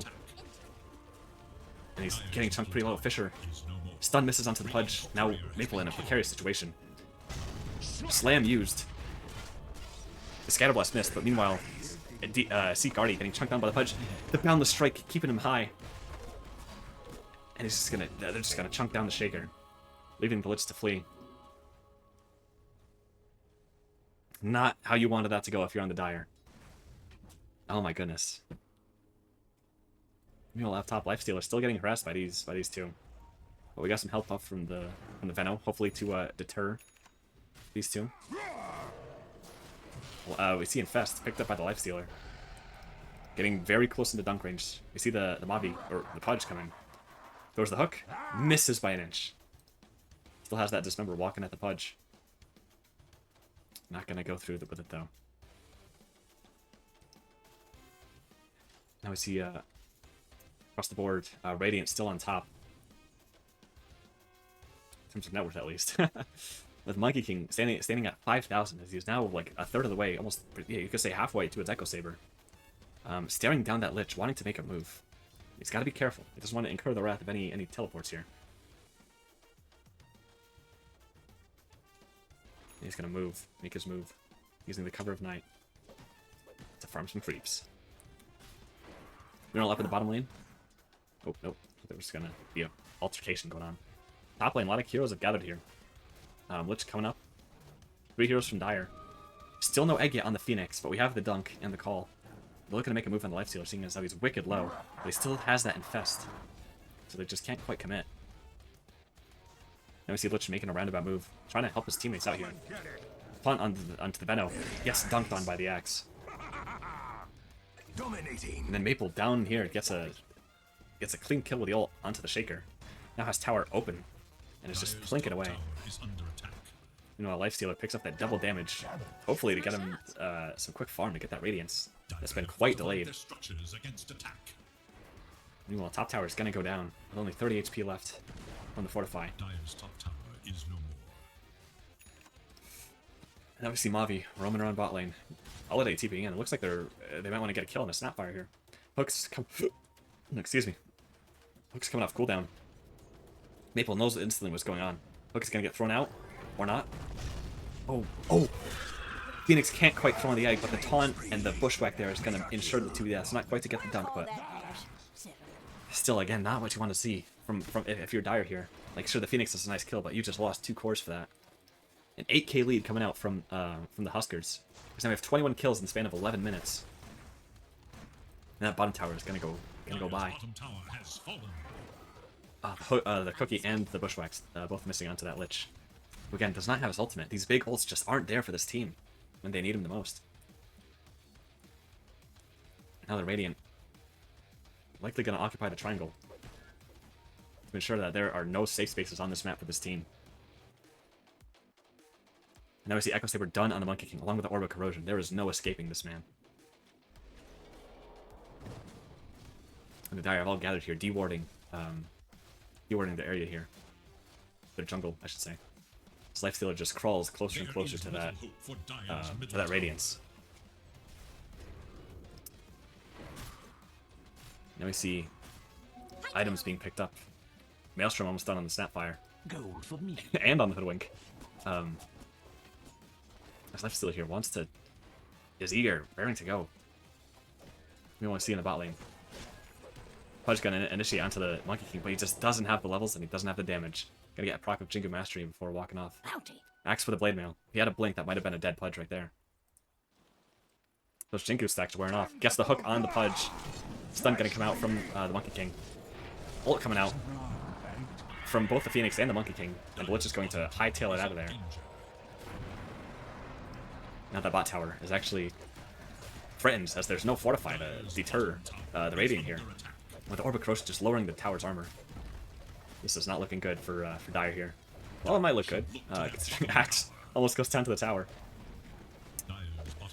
And now, Radiant just dominating this map completely.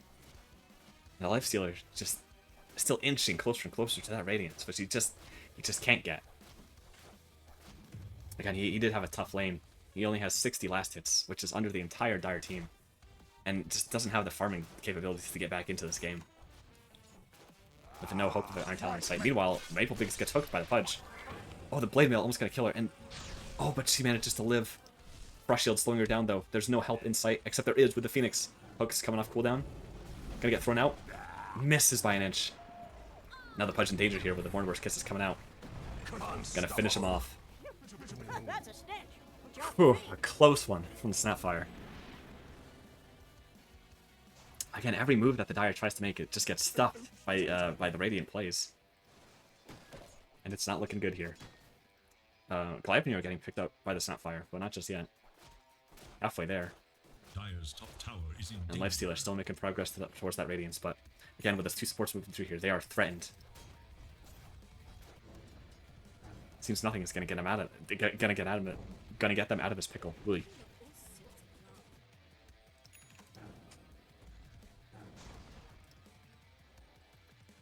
Now Lich trying to afford that shard, but it's a long way off. Pudge, meanwhile, looks like he is picking himself up a raindrop to tank through some of the burst of the Huskers. Meanwhile, mid, they managed to get the tree of the Monkey, but it's not gonna matter all that much. He finishes off the Lich, but he's getting surrounded from all sides. Axe comes in, the ult comes out, hook onto the Axe. Echo Slam comes out. Sea Guardy still not going down. There's still an egg. Lifesteal's gonna try to burst out to save it, but he's too low to do anything. He's gonna get chunked down by the Hoodwink, leaving the Pudge to die, and Venom manages to just slither away. With no hope of redemption. They managed to get the Axe, which was a pretty value kill for that Pudge, but he just died with all that money. And now, it's looking even worse than it was, with a 14k net worth lead on the side of the Radiant. Even the Hoodwink is now above the entire enemy team. There is little hope for Dire's middle tower. As the middle tower now just gets blinked away. With nothing that the Dire can really do to retaliate. They used all their big ults. Mavi TPing mid, trying to stifle some of this leak. Hooks the creep, but is now in big trouble here. Pops the Blade Mail to the Lace. Call coming out. Getting the Lifestealer. He's falling dangerously low. The Sunray healing him up. Not going to be enough to keep him alive. Pudge buys back. And meanwhile, they take down the Axe one more time. Dire now eager to go. Earthshaker coming in from the back, but still does not have that Echo Slam. Hook onto the Snapfire. This might be the play they need. As the Snapfire goes down, Sea Guardy. And now that the Radiant are just suddenly on the back foot here. Hoodwink getting chunked down. And we'll go down to the Shaker. That mega kill streak from Business Casual now fed to the Shaker. And it's a turnaround. They lost 3k net worth of their gold lead here. As Maple saying, they got me to legit scream. I would scream too if I was in that situation. That looked scary. Now we see the Deso getting picked up by the Monkey King. Eventually, it seems. Now the Radiant's playing a bit more spread out, not wanting to have any losses here. Meanwhile, Dire heroes are just walking up into the jungle. They're gonna come into contact with the Axe. Or were they? Manages to get the Bushwhack. The Venom is gonna come out, gonna burst everyone. Egg on the Phoenix, not quite to get it off due to the stun. Now two Dire heroes will walk away from this engagement low, but not quite dead. Now it seems like it's turning around. This 2k board net worth gets dropped, and the Lifestealer now has a Sacred Relic, 300 gold away from the Radiance. Leaving Sea Guardy finally has this Desolator to now get some farm up. Takes the tier 1 token.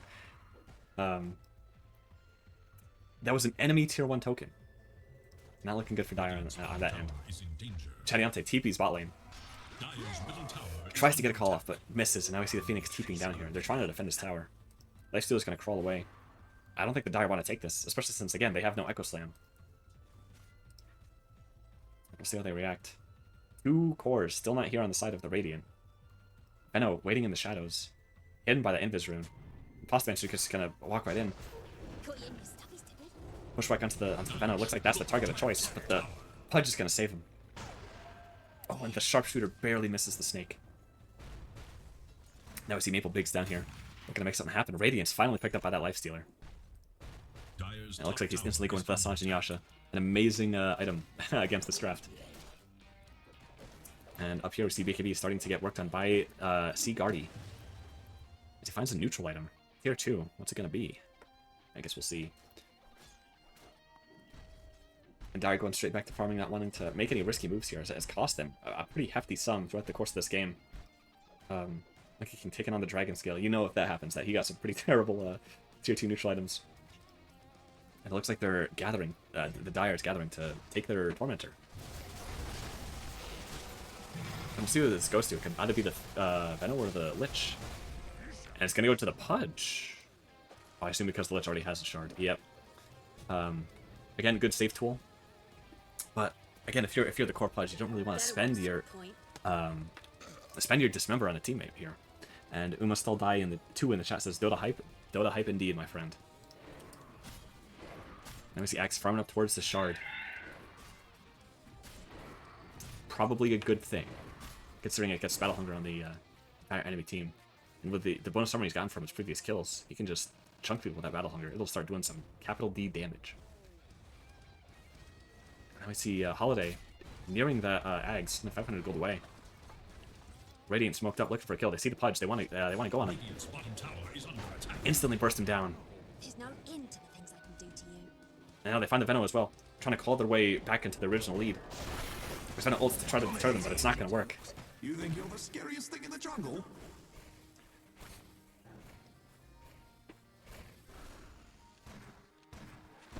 Now they're going to finally invade this jungle. This is Deep Ward working wonders for them, even if it's about to expire.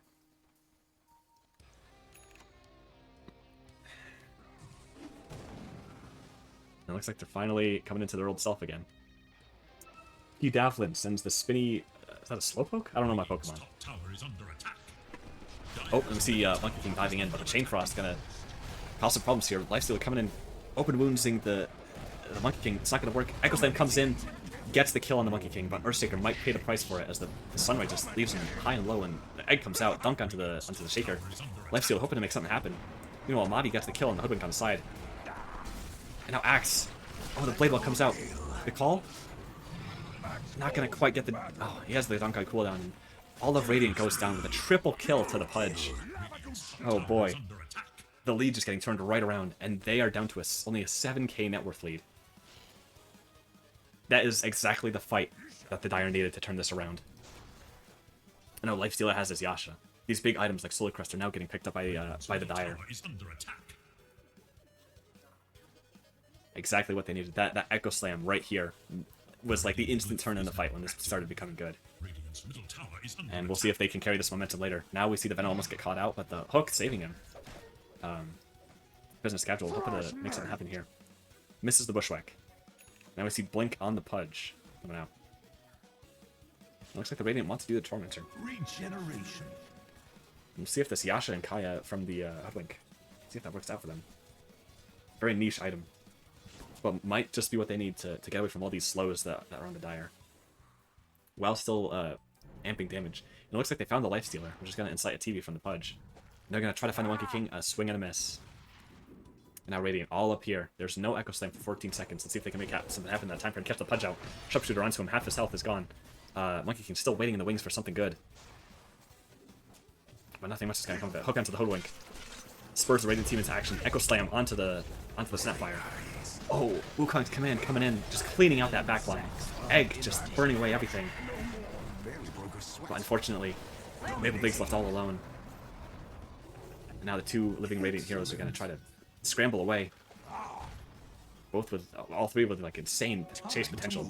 Lucky Hatred picked up from the Monkey King. Meanwhile, Phoenix just left going deeper and deeper, trying to make some space because he knows he's dead. Gets the Shiva's Guard in that death at least. And again, nothing. The lead is just dwindling away with every fight they take. This Pudge showing his true strength. This is why he banned Pudge against Mavi. Radiant's middle tower is under attack. Now he's almost got Ags.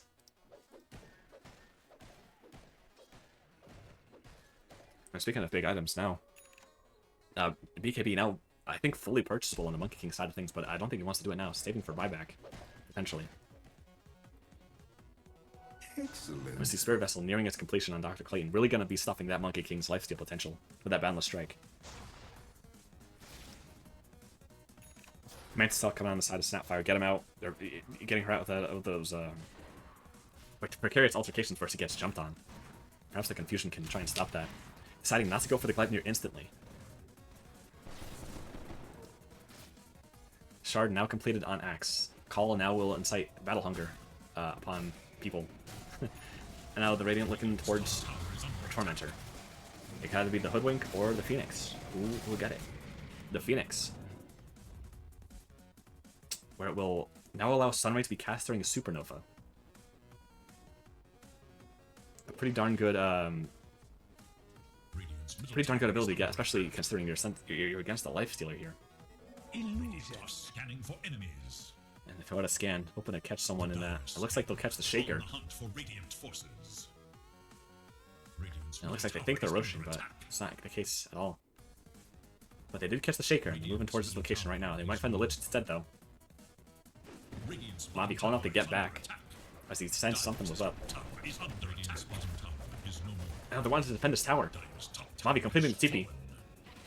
Holiday now blinking away instantly, but it looks like he's gonna leave his. Oh, but the blink out from the Pudge. It's gonna leave him safe. Shanefrost now thrown out. And it looks like, oh, Monkey King got hooked from the trees instantly into the stun. Sunray not gonna be enough to save him. Sharpshooter thrown onto the Shaker, but the Glimmercape is gonna ensure he takes no harm. Meanwhile, in the back, this Lifestealer has just been terrorizing this backline.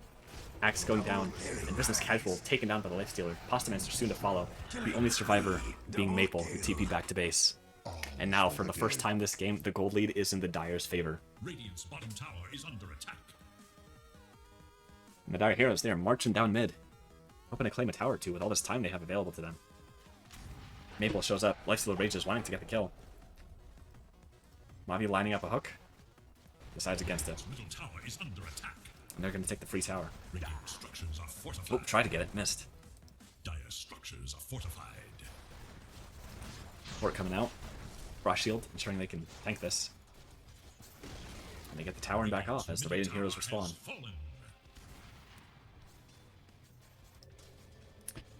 Monkey King deeping bot lane, clearing wave. Again, now the game has changed for the side of Radiant.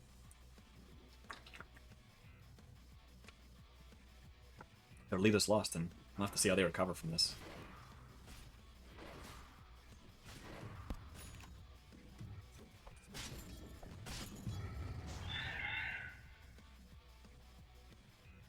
We see that Spirit Vessel finally finished on that on the Venommancer. Lifestealer now finished up the Suns, and actually going for Assault Cuirass now. Pretty much almost done with it. Give or take 1,000 gold. Radiant looking towards doing Roche potentially, that drawing on the map. Ooh, he's gonna see Mavi and decide against it. It looks like they're gonna take this tier 1 tower pretty darn easily. Radiant's top tower has fallen. Postamancer stealing the Wisdom Rune. Now it looks like the Dire are retreating, not wanting to go any further with this. Playing it safe, since they still could easily be put into the back onto the back foot here. Ags finished on the Pudge now. That Rot is gonna seriously start doing some damage now. As it just clears out creep waves. With that 210 damage every second.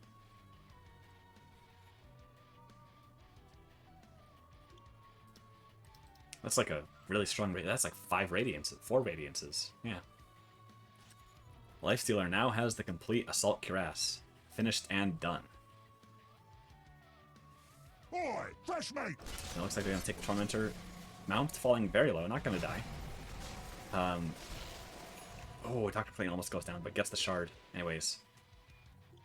Where if Venomous Gale gets dispelled, the target will be stunned and take 300 damage. Very good against this, the Manta style from the Snapfire. As well as the BKB. I'm not sure if that goes through BKB or not, though. Invisibility. Now we see Mavi. He sees the axe. But he's not alone. He has the Snapfire and the Phoenix with him. And now they're just going to get chunked down. But it looks like they managed to take the Snapfire with them. Not what you want to see with your pause one going down. But everyone else will be fine. Lifestealer responding, walking fast at this axe. He has his blink up, so he's going to get away. And leaving the squirrel alone. But 2 charges, a scurry, and a bushwhack is going to ensure that she does not go down. Smoke coming out from the Dire. They want more. They're not going to let this go. Now that Snappfire's dead, they want to make a move. Oh, and they baited out. They baited out the blink. And instantly the slam came down, just nuking the Monkey King of the axe. And again, pushing their advantage. They saw this comeback. Who let Mavi get his pudge? The Dire team did, I suppose. But yeah, they instantly knew what to do with this momentum, and now they're looking at high ground. Will Business Casual get away from this? They're diving to tier 4s, and it looks like they will. Now Maple, the only one left alive. We'll just have to use the ult to clear this wave. Buyback from the Hoodwink coming out, and it looks like that's going to be enough to deter the Dire. We now see the BKB and the Crystalist coming out on the Shaker. He's going to start doing some big damage.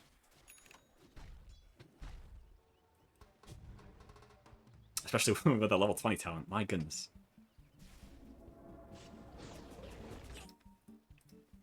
Now we see Greaves getting crafted on the Venom, just in case things go bad. You always have a heal to back yourself up on. Boots of Travel now in the Pudge, ensuring nobody escapes. Maple, walking up to that Pudge very bravely. As the Radiant coalesce here, they're going to want to look for a kill or something, but Shaker and Pudge, they're just out of there with their blinks. Seaguardy unable to catch either of them. Oh! Blink goes into the shard. Bushwhack misses. Here we go, the Jingu Mastery almost fucked up, now fucked up. No Boundless Strike to follow through with it though, and the egg is just burning for nothing, not going to go down. But now Maple is just left out to die. But the Force Staff saving. But there's no running away from this team. The axe isn't going to help much as the Dire or Radiant just gets shredded. 13k net worth now on the side of the CornHub. This graph is looking pretty insane right now. That's win probability now 84% in favor of CornHub, when at one point it was 79 and... Oh, I should be focusing on this. They dive into tier 4s, managing to get the Hoodwink, who's now on dieback. We see 2 buybacks from the Phoenix and Snapfire. Phoenix diving into the Sivas, trying to make some space or something. But it looks like they're just going to lose Rex here. And potentially more. Actually, not potentially more. Tier 2s will ensure that they just can't get Megas here. Now Dire moving down to the bot lane. This lane's already pretty darn pushed out. Hoping to get this tier 2 tower. Basher on the lifestealer now, ensuring that that Monkey King definitely cannot man fight him. Radiant's bottom tower is under attack. Now, the Radiant are just gonna give it away. They can't do much against this. Bottom tower has And now we see Seaguardy looking for the potential to cut waves, as they don't want to lose their bottom racks as well. But that might just be what happens. As the Dire, they're now deciding against it. yes. Looks like they're not quite ready to go high ground yet. As it seems like they're wanting to take Roche, potentially, with a TP up here. Or just push lanes. Seaguardy now stealing the Wisdom. Building up a Bloodthorn. Possibly counter some of the supports in this team. Or the Shaker, whose spells have just been turning the tides every single fight. And it looks like, yeah, Roche is the move here. And Mavi takes up the level 2 travel boots. Really ensuring that nobody escapes, but also so that he can TP to teammates, should they need him. And Alex unloading some unneeded items, making room for Aegis. Daedalus now complete on the Shaker. As things are going to get very, very bad for Radiant. Aegis onto the Lifestealer. It's looking very precarious for Radiant now. How do you deal with this, with this hero? Every time you blink call, it always gets stuffed by the Shaker. It seems like there's very few answers here for Radiant, besides split pushing and cutting waves. Fusion. Excellent. Now we see some warning outside of It's not even my birthday. Radiant in preparing for the siege. Radiant's top tower is under attack. As it looks like Dire's just going to go for the top lane. Abyssal almost done for the Lifestealer. Radiant's top tower is no more. As now Greaves is also complete for the Venno. Ensuring that any Manta-style dispels will end in failure. Well, I mean, he'll still dispel, but like, it's going to stun and do a lot of damage.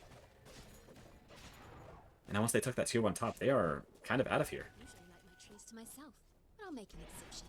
Oh, and both of these wards placed in vision for the Radiant to see. Scanning for enemies.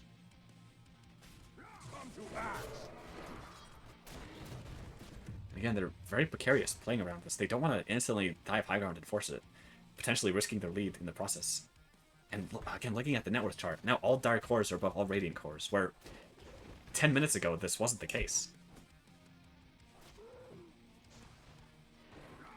Now X better be careful. Enemies approaching on all sides.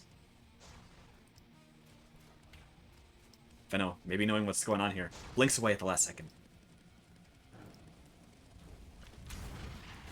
And the Maple Big is hooked. Hurricane Pike gonna get her away from the punch, but it's not gonna be enough as she just gets chunked down by the Dire team. Now they're without a core. Dire structures fortified. Bushwhack gonna get delayed. Hook thrown and missed. Radiant's bottom tower is under attack. And the Lifestealer's just chunking down this tower. Blink comes in from the axe, trying to deter this, but it's not gonna be enough. This Lifestealer's just too tanky. Chattin running away, gonna get eaten by the Lifestealer. Abyssal ensures the Phoenix cannot egg, but it gets that off anyways. The stun coming out. Egg does not manage to get off, and now the Chain Frost bounces between the two last remaining survivors. And Sea Guardian just running away. Lich's gonna finish him off. Radiant's bottom barracks are under And this is a completely different game than what we saw 15 minutes ago. Just looking at this graph, and now they're going for the tier 4s. As GG is called from the side of the Huskers. And yeah, game 1 goes to the CornHub. What a set, or what a game, I should say. Yeah, what a game. There we go.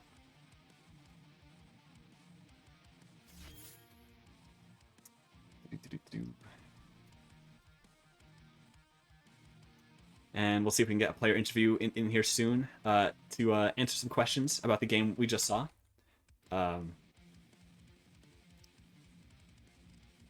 And yeah, my goodness, what a turnaround. I mean, just looking at the graphs here as we get the lobby up.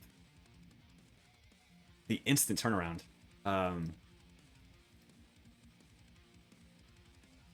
Let's see.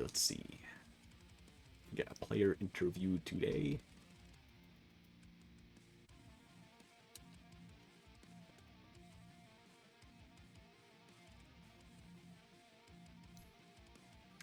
We'll take a look at these breakdowns real quick. Phoenix doing the most damage on the team. All right, and it looks like we have Alex in for an interview. Hello, Alex. Welcome to the stream. Hey, thank you. All right, so first question I have for you. What were the comms like when you guys were on like the back foot of this match when things just like were taking a turn for the worse? What was your thought process? I think we were pretty chill actually. I think Holiday was keep calling like in terms of like, hey, just wait for my blink, wait for my blink. And I'm like, yeah, that's fine. Because I think we learned from the first match that we were like over aggressive, like being punished, no vision, going in, blazing. So now I think we were like our main thing was to make sure we like be more disciplined in terms of like not overextending. Because that's I think why we lost the first game. We just overextended and we didn't have a team fight to back it up. So. Okay. But yeah, I think the morals was pretty good. After we actually hit that Echo Slam, that was Yeah. the turning point. like the one at the tier 2 tower? Mm-hmm. Yeah. I figured as much. Yeah, there was one fight when I didn't commit to killing Monkey, and we all ended up dying. That was pretty bad.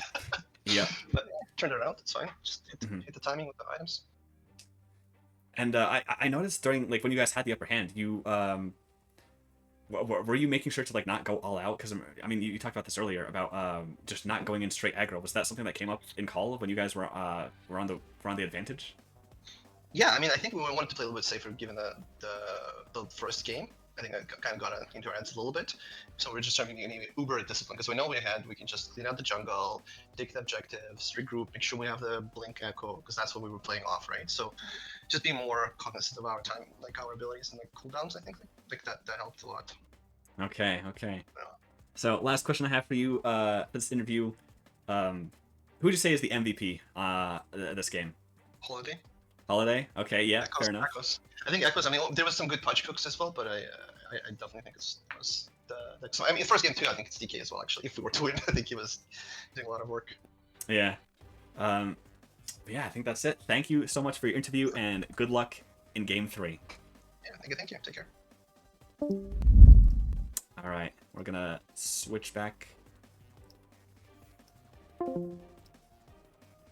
And yeah, next game starting soon.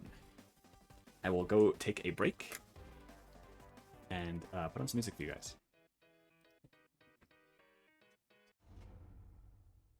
Okay, looks like I joined just in time for game 3. Just who will die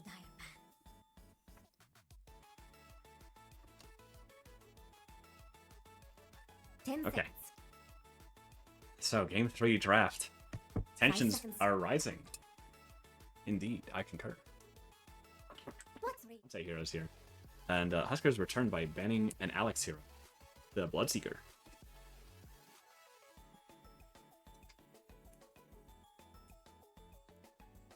And first pick of the game, gonna go to the Huskers. 10 seconds now. It's Radiant's turn to pick. Who picked Tetchus? The Tetchus. It's Dyer's. An interesting first pick. It was the Clinks coming out from the hub. A Mount hero, I think. I'm pretty sure. Now, second phase ban. We see the Techies and the Clinks. Very difficult of what to make of both of these 10 drafts seconds. so far. 5 seconds. But we'll see what they have in store.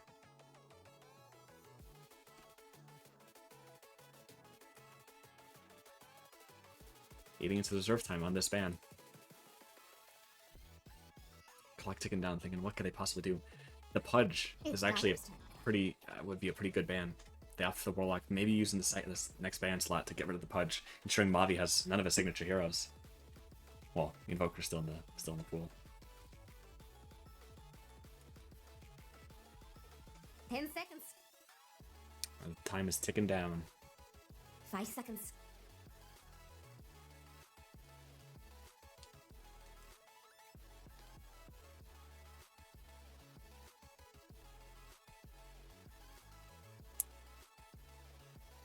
Eating into reserve time once again.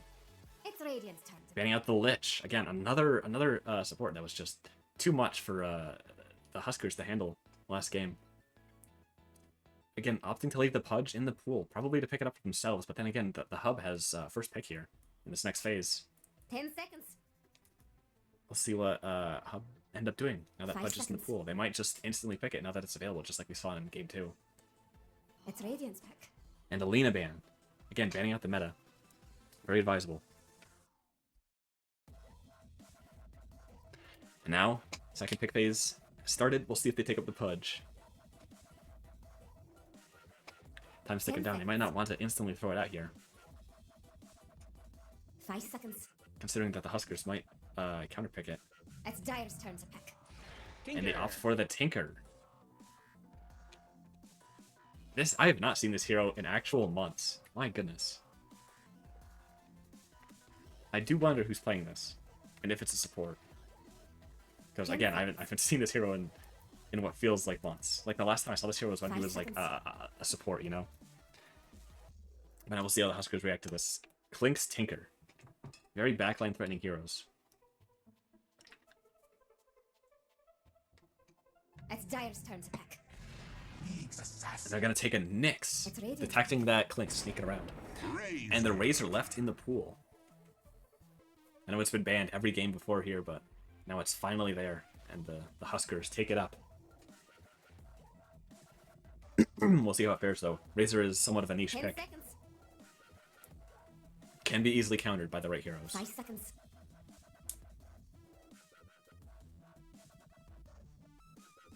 The hub now chunking into reserve time, thinking of who to pick against this Razor Nyx combo, as that's likely the off lane.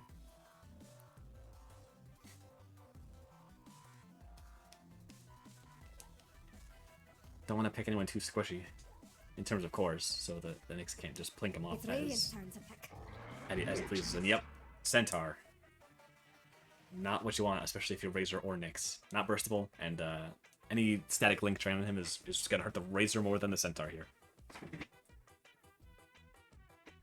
10 seconds. But hey, Huskers, they don't have to deal with any Echo Slam chicanery that we saw in Game 2. Now eating into reserve time. Thinking of who to pair this Centaur up with. It could be the Clinks. Dire should pick now. Invoker, giving Mavi the Voker. Opting to not go for the Pudge. No Pudge this whole game. Or this whole draft. Not banned or picked. So we'll see what this leads to. Just who will Dire ban? Wraith King. And Wraith King coming out from the Huskers. I mean, you know, meet beef with beef. They have a Centaur War Runner. It's gonna take a lot to take him down. It's gonna take debatably even more to take a Wraith King down. Again, there is the caveat that he's gonna have to buy a shard at some point to deal with the EMP. 5 seconds. But it shouldn't be too much. Okay, that same thing happened again. I don't know what that is. But I hope it stops happening. Because it just unloads all the models. We have some chatters. Game 3, easy CornHub victory royale. Oh, we have a fan in the crowd. We must all die. Cheering for the CornHub here. We'll see who they end up banning.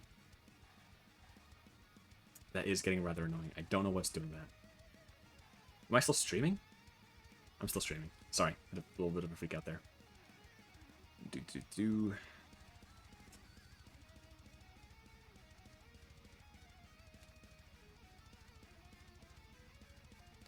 Okay, and eating into the reserve time here. On the side of the Dire. Deciding what to possibly pick here. Okay, well I guess we're just gonna have to deal with that. Until the draft ends. What's Radiant's ban? And they ban out the anyway? Jakiro. Again, a hero that we saw the CornHub pick up. It's Radiant's turn to ban. And they answer instantly with the Queen of Pain, not wanting to give Sea Guardy the light of day with the Queen of Pain mid.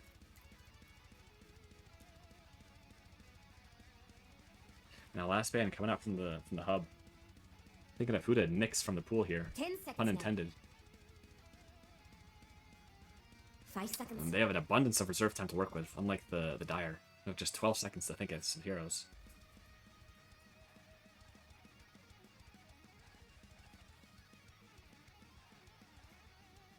Clock's ticking down, but they can definitely use it. It's Dire's And turn. they decide to ban out the puck. Dire should pick now. And instantly we see a Lion ban It's coming out from Radiant's the turn to pick. Cornhuskers. Riki. And they pick Ricky. Now potentially, this could be a mid-Razor with Wraith King offlane and Ricky 1. It's potentially. But otherwise, this is a Sea Guardy Ricky in the mid lane against the Invoker. 10 seconds. Which is a pretty good matchup considering the silence and all that. 5 seconds. But we'll see how it works in practice instead of on paper. And instantly, we see the Phantom Lancer Choose coming your out. hero. A great counter to the Wraith King. Not so sure about the Razor. The Thunderhead facet can really zap away those illusions out of effectiveness. But we'll see how it all interacts. As we get into Game 3. I gotta say, I think the Cornhuskers takes the drip game this time around. The Wraith King and the Ricky just look awesome. Love that Ricky set. And the Wraith King set. Both of those look so good. And now, as strategy time ticks down, I really like the Radiant draft here. I think the CornHub have a solid draft between the Phantom Lancer and the Invoker. The Cornhuskers just aren't equipped to deal with that many illusions. I know Techie, like, the Mind setup and... Well, actually, Blastoff might be enough to get rid of all of those illusions. And might be enough to pick off some key targets like the Clinks and the Tinker. But I just think, like, the teamfight potential of the CornHub between the Centaur and between all of the Invoker spells... It could be potentially too much for the Huskers to endure here. But we'll see how it all plays out. As we go to 14 viewers, my goodness. And let me get the overlay ready. As we go into Game 3 of the Kernel Kup 7. The final game. Whoever wins this takes the cigar. And the other one who... And I was going somewhere with that analogy, but then I slipped up. Anyways, Prepare for Um, battle. so on the Radiant, on the Centaur, we have Holiday. On the Invoker, we have Mavi. PL, why you look so top heavy? I'll deal with that later. Dr. Clayton on the Clinks, and Alex on the top heavy Phantom Lancer. Probably because he has that big chest plate and a beard, if I had to guess. And on the Dire, we have Seaguardy on the Ricky. We have ZT Pastamancer on the Nyx. Maple Biggs on the Wraith King. Chattiante on the Razor. And Business Casual on the Techies. Yes, you are on TV right now. As Dire marching up to the high ground, sees the enemy team waiting for them. Razor throws out the plasma field, spotting the 30 Clinks. seconds to battle. This looks like a support Clinks. Yeah, because it is. Dr. Clayton's on it.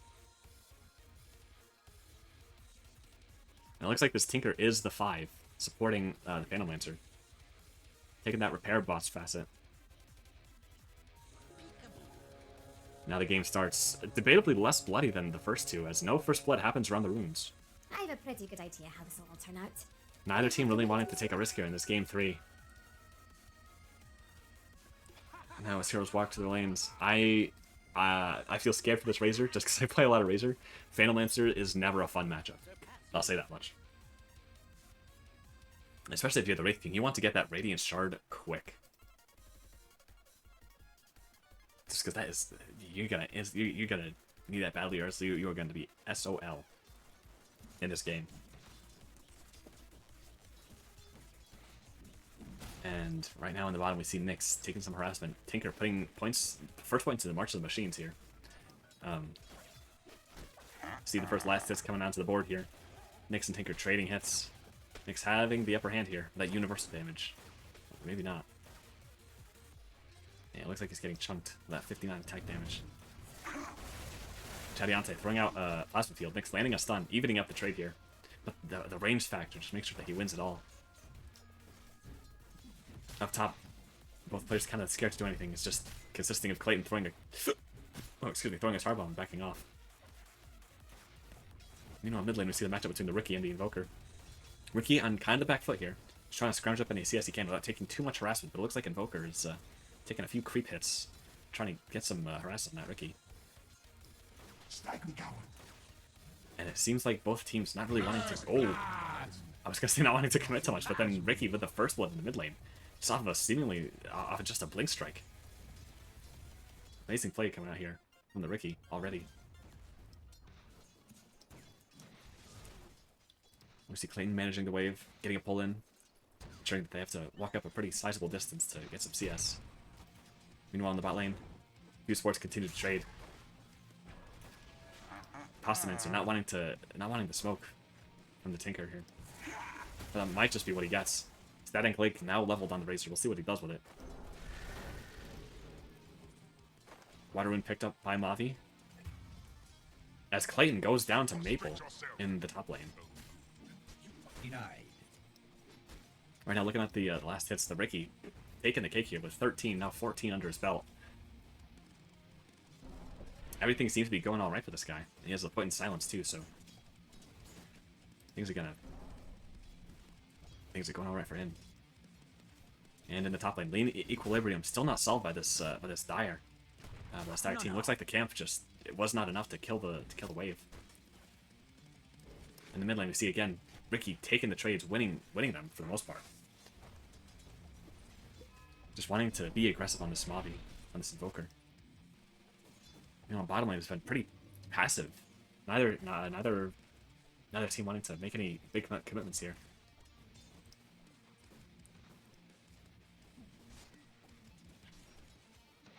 And right now, Dire finally taking what control they can over the lane, getting the money creep, barely. I'd be scared for a second. Oh, going on for the Centaur. Both stuns comes out. Sticky Bomb slowing the Centaur down, but he just has too much health to burst through. Oh, and Mavi goes down again to the Ricky in the mid lane, scooping up a nice 250 gold for himself. Meanwhile, Maple's still trying to come up and get some last hits, but he's not quite as tanky as the Centaur.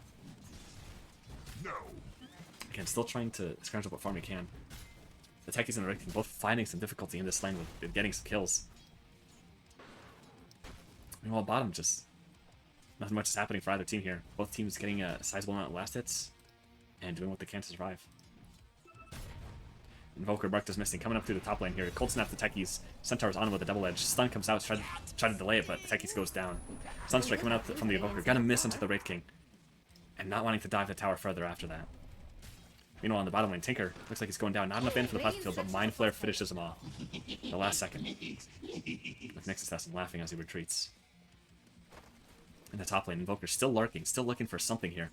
They're picking out the Wraith King. They want to take him down, but he's just too close to the tower with that Techie's on standby. But eventually he walks up. Sunstrike coming out. Cold Snap. Gonna stun him for the kill. Not much he can do in that passive form. As they go for the Techies, who has no spells currently. Has a Sticky Bomb in one, but it's not going to be enough to keep him alive. Ice Wall coming out, hopefully to delay his progress, but it's not looking good for him. One more right click will do it.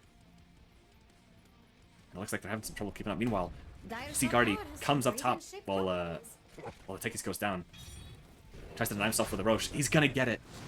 But meanwhile, Centaur's a sitting duck right now. Blinkstrike coming up in 3. Blink's trying to slow it down, but it looks like the Centaur's going to meet his fate right here as the Blink Strike takes him. Killing spree for Cardi here. What an action-packed top lane this has been. Meanwhile, in the bot lane, nothing much has happened. Still pretty much 0 around the board for these teams, besides the one Tinker kill. As Mavi TP's down here, looking to make something happen here. They see the Nyx Assassin. They're going to want to make something happen here. Forge Spirit and Co. coming down. Chadiante links up with the Family Lyncher, wanting to help his buggy friend, but he's just going to walk into more trouble. Cold Snap incoming. It's not looking good for the Razor as Sunstrike gets deployed. It's going to connect. No Plasma Field, no Static Storm, nothing. He is gone. Do Radiant want their middle tower to fall? And finally some action brought to this lane, but not in a good way for the Huskers at least. Radiant's middle tower is under As Family Lyncher enjoys the space now. Now Nyx getting gone on. Cold Snap and Ice Wall, but it's not going to be enough to bring him down as he's too far away.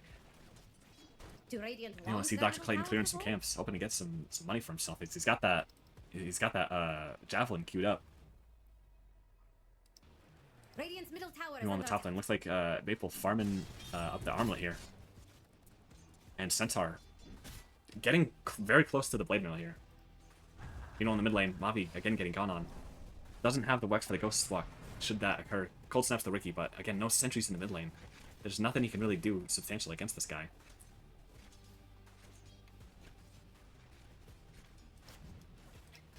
Then we see Link gone up onto Alex.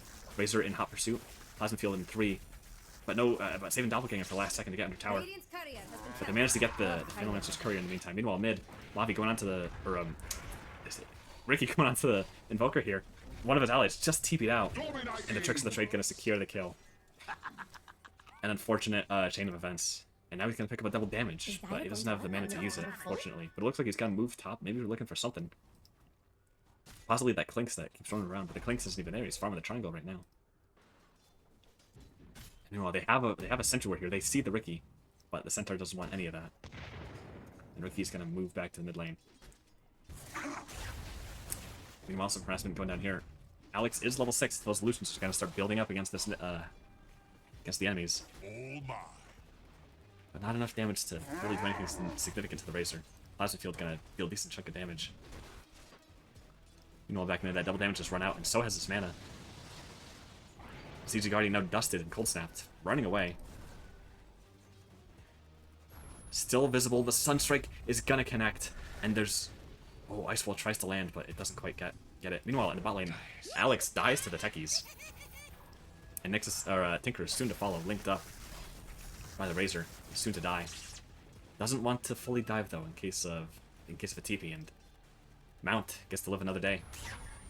Meanwhile, Sunstrike gonna connect on the Razor, but not enough to finish him off. Techie's now down here, looking for that Tinker kill. Radiant's bottom tower is under Family Lyncher down here as well now.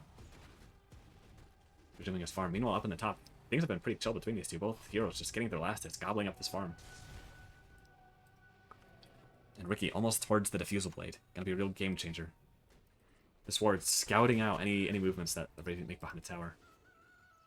But it looks like there's not much to see at the moment. Meanwhile, mid lane, Cold Snap onto the Invoker. Sunstrike onto the Ricky cancels the big bonus of the Region Rune. Now going on the Invoker mid.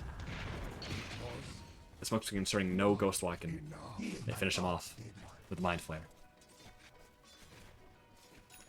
And yet, 1k gold lead towards the Huskers as they have double the kill count of the Radiant. Again, same kill count that we saw last game of about 12 at 10 minutes. Despite both teams being passive at the beginning, neither of them are really pulling the punches now. And yeah, Chattin bullying this PL out of lane. You know, up top, both heavy hitters, well, heavy tanks, I should say, just trading blows. Neither of them really taking significant damage, so they can't just regen back up by either life steal or health regen. But it looks like the centaur might be running low here. Let's see if it's enough to get him into trouble.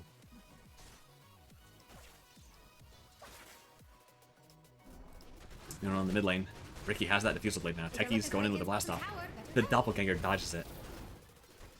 Yeah, that ability's called doppelganger. Just making sure. Now we see the bot lane completely abandoned, just left to this Razor's devices. Gonna pick up power treads soon enough. It looks like PL's moving. Nope, just farming some creeps. Ricky taking up the Spark of Courage. Jax thinks Radiant's bottom tower is about to fall. Can't say he's wrong. It looks like this tower is going to go to the Dire as it is getting very low. Nyx's ult coming off cooldown soon enough. They might look to hunt for this PL, or perhaps the Invoker mid lane. Guardy just farming up the mid lane. Or farming up the jungle, I should say. The Dire's middle tower is under attack. Now we see the three amigos down here in the bot lane. Looking to bully out the PL out of his house and home here. Pushing the way of clearing the jungle. Removing as much space from him as possible. Now we see a gank onto Maple Biggs. Cold Snap coming in. Not enough to hold him still.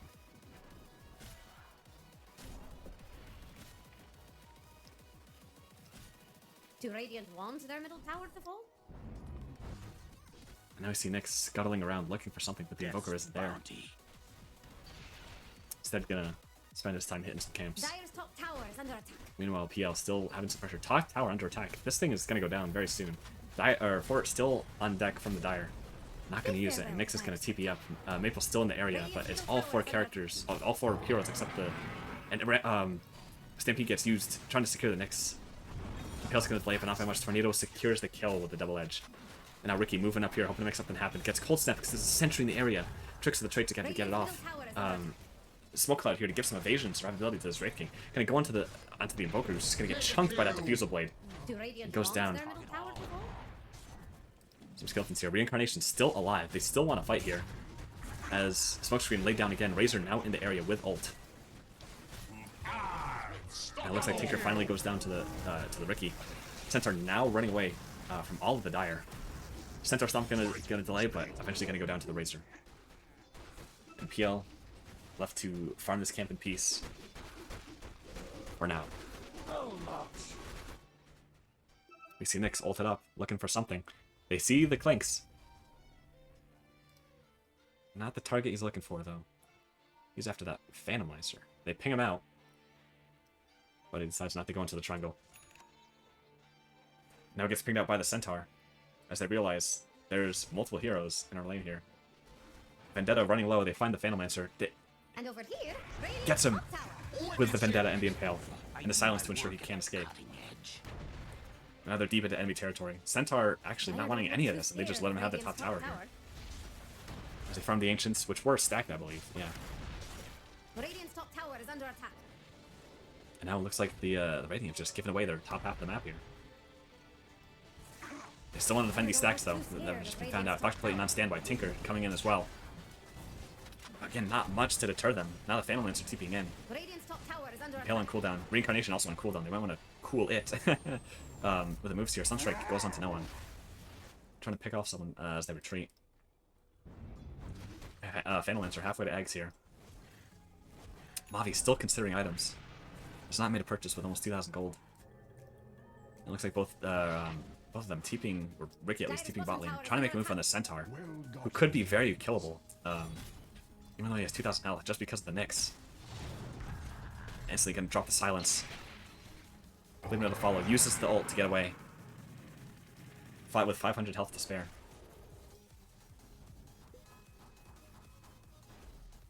And now we see the Yasha coming onto the Razor. Radiant's top tower.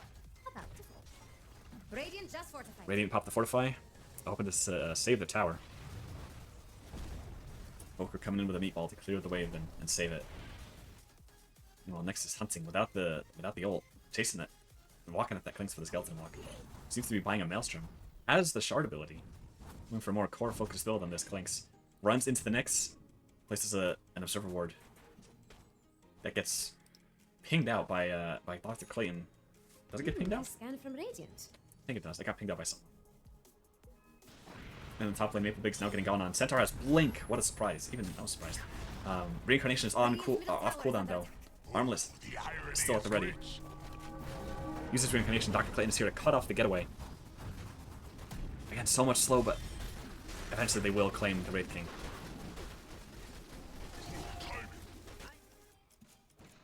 And in the meantime, all of the rest of the Radiant are farming.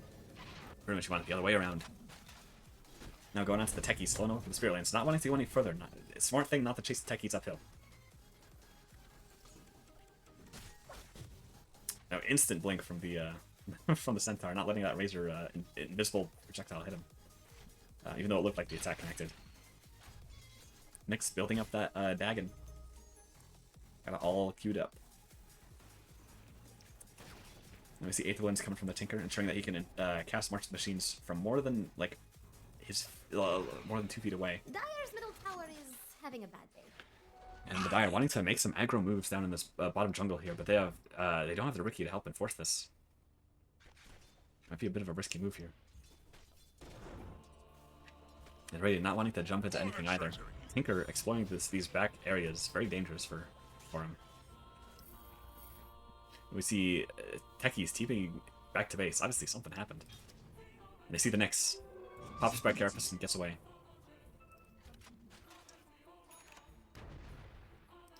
Nag's completed on the Phantom Lancer now.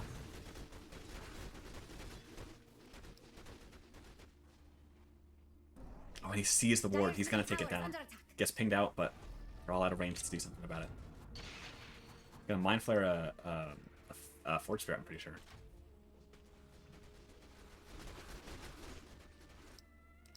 Radiant and Dire both on a bit of a farm fest here, trying to get their items as fast as possible. Again, not wanting to make any drastic moves here on the map, as to not potentially throw a lead or throw the game. People to clear the wave. Again, Mavi not deciding on what exactly item to get, or saving up for something big. Impale on the Invoker, blast off. Static Link onto the Tinker. Stampede is gonna give him an out as Centaur comes right back in. Nyx looking for the Tinker, he's gonna find it. Vendetta gonna claim the life of the Tinker. Carapace to get away, but the PL is turned up now. Sunstrike gonna finish off the Nyx assassin. And Riki coming in, looking for that Phantom Lancer. Uses Doppelganger to get away. And now they're all just met with a Centaur, who they can't exactly take down easily. Here we see, Cold Snap onto the Razor. Not enough to do much though. We see the Invoker going for Boots of Travel into Kaya.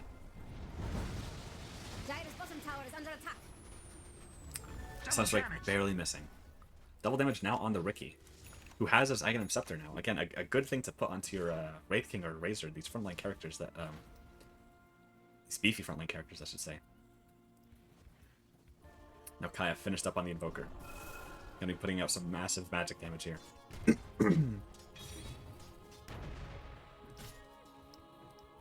And Radiance queued up from the Wraith King. Monster kill. Oh! Kill onto the Invoker from the Riki out of nowheres. Using that double damage effectively very much. And yeah, we see the Radiance queued up on the Wraith King, ensuring some evasion when Phantom Lancer goes on him. Again, paired with the blind effect that the smoke screen gives, this Wraith King is going to be pretty darn hard to attack. And so are most people in the Dire team if they can all just stand in smoke screen. For those that don't know, this has a double effect in that it puts a miss rate on your hero and a miss rate on enemy heroes as well, which stacks additively. Uh-oh. Stampede onto the Razor, gets blinked on, Stomp coming out, Crush taking down the Razor, burning all of his mana. And Smoke Screen comes out, but the Sunstrike misses. Riki bailing out his 3 here. And meanwhile, Nyx taking out the Nyx assassin, or Nyx taking out the Invoker. It's gonna spike Carapace to get away, but it doesn't manage to die as the rest of his team comes barreling in. Riki trying to focus down this Phantom Lancer, who just seems to have Doppelganger at all times. Now gonna go down finally, but so is the Riki.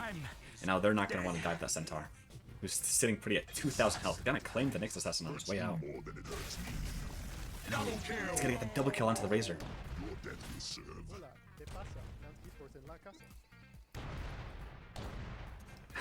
How far do you want to chase?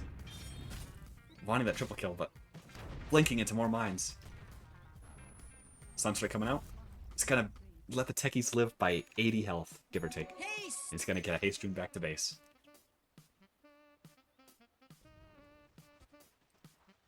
Again, more profitable fight from the Radiant over here, getting 2,000 gold out of that exchange. And a big chunk of XP. Getting those key levels for their heroes. Level 2 onto the Invoker. Almost has Exort maxed out.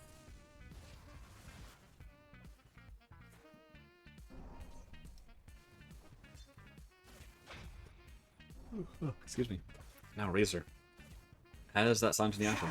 Farming up with the BKB now. In the meantime, they find the Wraith King from the neutrals here. Does not have enough mana for reincarnation, unfortunately. He gets chunked down by the Phantom Lancer, who now has picked up a Diffusal Blade. Sunstrike on here, scouting out. It's for all of us. And Clink's seeing the Nick's seeing the Clinks, but not enough to stun him. Now fleeing for his own life. Running into bombs to ensure no one really chases him. And the Riki's gonna come in onto the Invoker. Centaur silence, so he can't save him. Oh, you're dead. What a surprise. And now confirmed to CG Cardi that there are Sentry Wards up here, as they put one of their own. Maybe a clean stun on the Tinker, but it's not much is gonna come of it. Black Clay still running around the fringes of this this area. Riki with dust, prepared for any encounter with the Skeleton Man.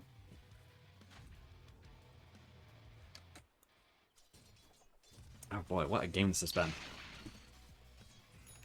25 minutes and 30 kills across the board.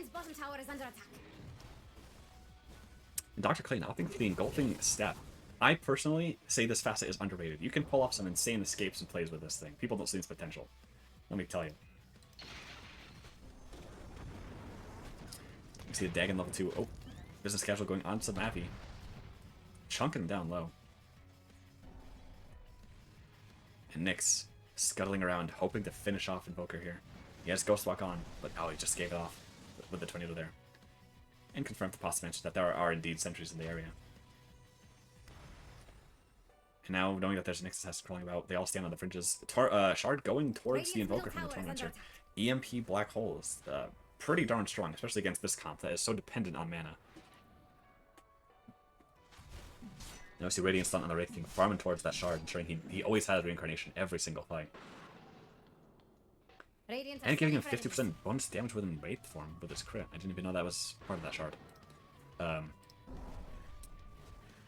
See Mav now farming up the Ghost Scepter, maybe opting towards something like an E-Blade at some point. We see Riki coming down here looking for someone to kill. Sees action in the mid-camp. Or sees nothing. Oh, sees the Invoker. Goes onto him. Oh, almost enough to get him down, but he has the dust. Doesn't think he's there. And he's gonna walk away, almost with a kill.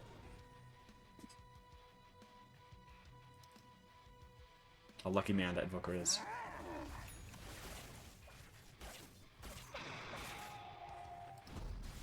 Now we see Clinks all the way over here, taking some of that Wraith King's farm. But he might get discovered himself. He's got to play it careful. To make sure he gets that Gleipnir. Oh, sees the courier, thinks about it, doesn't go for it. Meanwhile, in the bot lane. Next success. Thinking about that Invoker. Mine. Mantis almost done on the Riki. Try to get out of these altercations with the Centaur and the PL. Now they know the Clinks is in the area. They saw the skeletons. Plate Mill, or Shiva's, oh my goodness, full Shiva's card coming onto that Centaur there. Ensuring that those Invoker spells are going to do that little extra bit of damage here. Tensions rise. They still know this Clinks is hiding around somewheres. But they don't have a sentry in the area. Dyer's top tower has some No, Riki shaped problems. still on the prowl for anyone. See, maybe he didn't see the Force Spirits. but he's looking for someone. Now he's found the Invoker. There's no sentries in the area. Nothing to save him here. He does have a Ghost Scepter, however.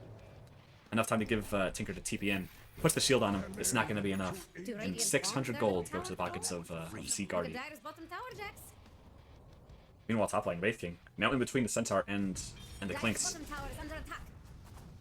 Maple fighting to still alive. The stuns has reincarnation. TP's coming out from the entire Dire team. And tries to run away. They don't have enough damage to take the Wraith King down. Nyx and Hopper Soup, but both of them have just amazing escape Is tools. Dire going to let that Away. middle tower Glyphonir fall? now done on the Clinks. Now PL working towards that Heart of Trask, making his illusions all the more tanky.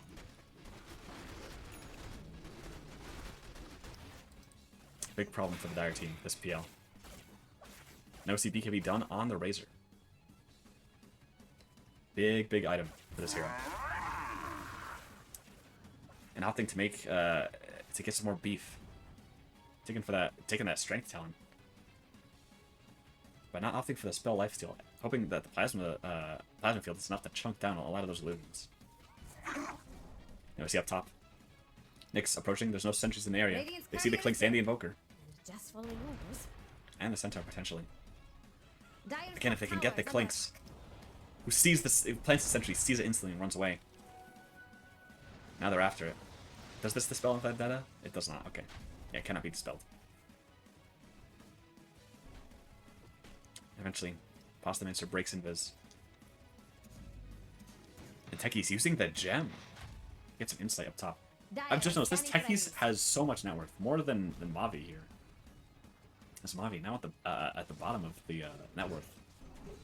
Just been getting killed over and over by this Ricky. Now Sea Guardy taking down the Tinker in the bot lane.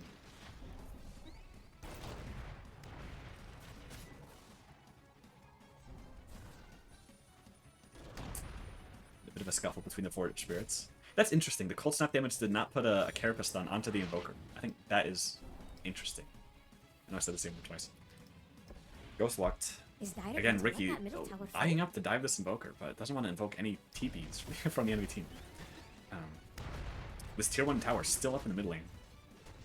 Ensuring that Radiant can really make no big moves in this area. Now we see Ricky and Nyx trying to get the Phantom Lancer. Sunstrike comes out onto nothing. PL getting low, the Shard not quite saving him. Stampede is going to get him out. Nyx running low, Courier is so dead. Radiant's top tower is under attack. but he's not out yet. Still looking for that PL. You know, Radiant's Holiday top tower goes is down up at the top lane to the Racer. Wraith King has an Invis just walking through the enemy team. Going to target that Phantom Lancer. He's going to die. Clink's now out in the open, but Invoker seems like the juicy target here. They're ultimately going to decide on the Wraith King, but Skeleton walks away. Clink's out of mana now, out of options, it seems like, except Fate, as the Techies just jumps on him. And again, Favor swinging towards the Dire side of things. The Do Radiant Cornhuskers want their middle tower to fall? showing their dominance in this game. As Butterfly now queued up for the Rookie, along with that Disperser, yeah. And eventually a Nullifier. Radiant's middle tower has fallen. Sunstrike landing onto the 2.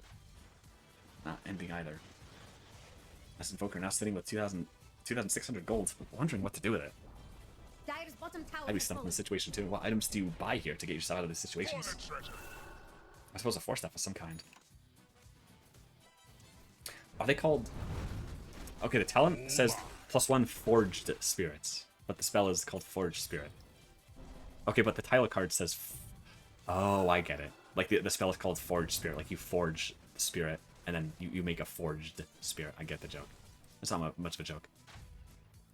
I would just call them Forged Spirits. Huh. Anyways, Ricky, scarily close to that Butterfly. Meanwhile, Holiday just casually clearing some lines with that shield moon. As mid tower now at threat. And gets denied by the Tetris. Meanwhile, Nyx almost gets the kill onto Mav. Now in deep trouble, but the Wraith King comes here to back him up. Stampede used, stun throw now onto Holiday. But Maple isn't going to commit that deep. Oh, silence onto the Tinker. Gets taken down by the Rookie. As the Butterfly comes in, same day shipping. Gets pinged out by the Tinker onto that sentry board. As he moves top. Clearing that wave, my goodness. Ricky scarily close to that 25 talent. as the Wisdom spawns soon. Dire just taking over the triangle right now. You see bot lane. Mavi hooked up. BKB coming out from the Razor. Falling scarily low. Both heroes just go invis and run away. Not much that the Razor can do at the moment. Blink onto the Invoker. Now they're going to want to go back on now that the BKB's over. Phantom Lancer down here as well. Gonna finish off the Razor. Nyx comes in, tries to help, manages to kill the Clinks, and runs away with no mana. Centaur, blink and stomps, but he missed. Now Invoker scared of a Rookie retaliation. Ghost Scepter's TP's way. You know, a decent gold swing for the Radiant. 600 gold going to the pockets of the Phantom Lancer, who now has enough to buy the Reaver, but might want to save for buyback. Tinker now moving top, has the Holy Locket here, amplifying the heal that those repair bots do. Invisibility. Invis coming up from the Wraith King here, possibly potentially looking for a pick with an Ixal. Dominating. Oh, Business Casual takes out Mavi with the minefield. You hate to see it. Now Wraith King seeing the Tinker and wove up the top lane with an success. Radiance to cancel the blink. Oh, but he knows. Tries to TP away, but dies in the process. And now Heart done onto the PL. They're going to want to go on this. Thinking they're strong enough. Centaur joins in, collecting her onto the mix. Maple just getting chunked down by this PL, but the PL, it's taken a while. And Reincarnation is still on the table. Same thing with BKB. Razor now in response shows up. BKB still not used. Razor coming in. Looking for something. Oh, it drains the illusion. Business Casual jumps on the illusion, thinking it's real. Tinker buyback to try and salvage this fight now that the big spells are down. And the BKBs, I should say. Sunstrike almost kills Chattin. CG, meanwhile, taking out the Centaur. Still roving around the backlines. No Holiday going down. Maple soon to follow. In Wraith form now. As Alex walks away with that doppelganger. Or with that juxtapose. Sinvis soon running out. Triple kill. Triple kill. Not enough mana to make it. Now the juxtapose really confuddling this Ricky. And Clink's walking uphill and getting blown to bits. Rest in peace, brave soldier. Now 4 dead on the side of the Radiant. Just giving kill after kill to the Huskers here. Out of tips, but pretend I tipped Mr. Business. Okay. Do Radiant want their middle tower to fall?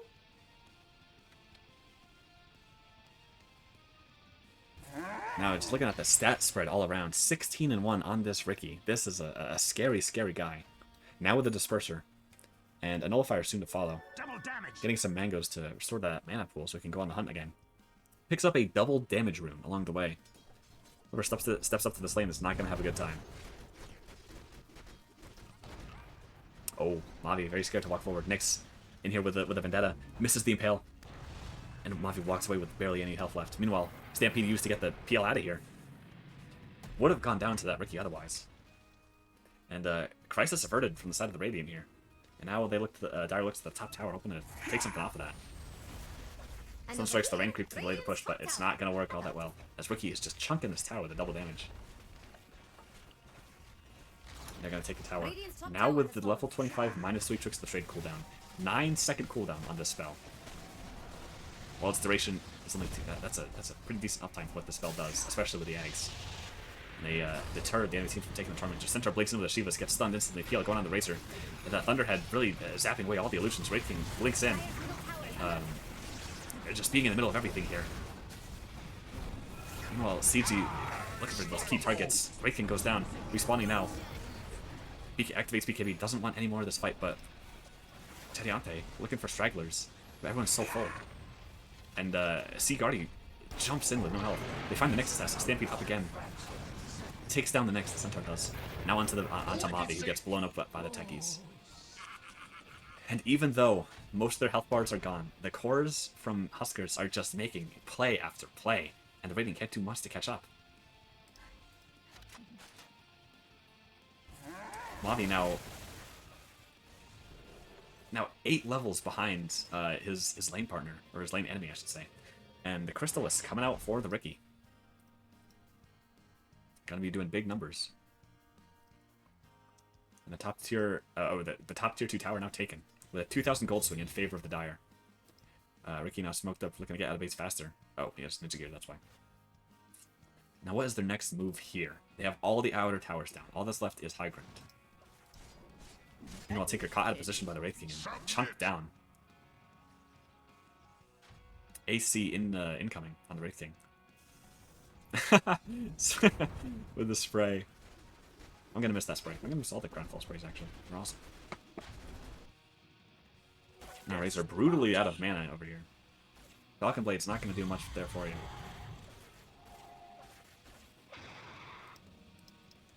Now Mavi roving around. Has that Blink Dagger. Should things go bad. Putting some wards up in his own jungle just in case. And it looks like the Dire are gonna take Roche. Look at those crit numbers.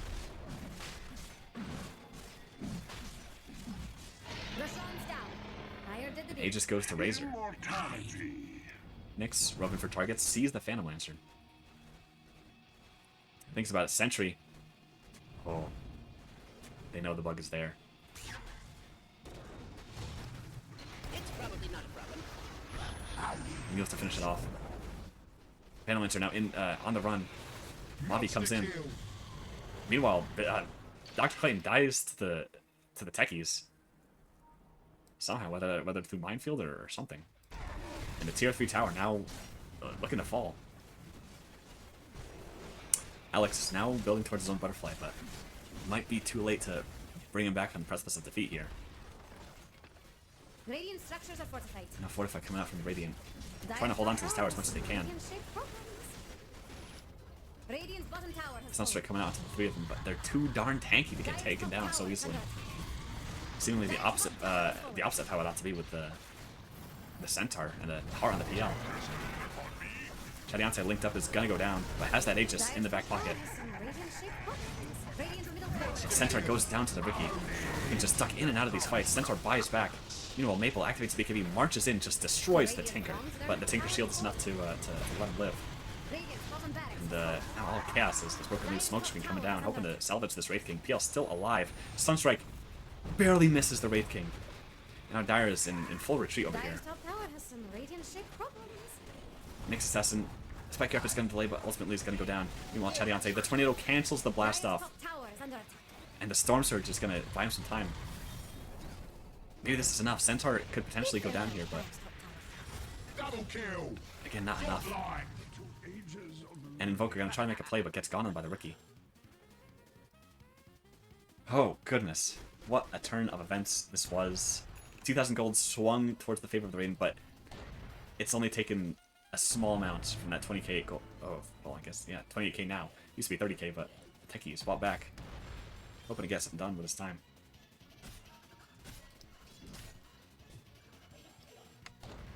So many mines in this tier triangle. Alex looking to clear them, gets chunked down. Doxy doesn't want to lose that cup. I guess not. I wouldn't either. Did I hear a squeak? Okay, so my stream did restart. What the heck? We're still live though, right? Excuse me, folks.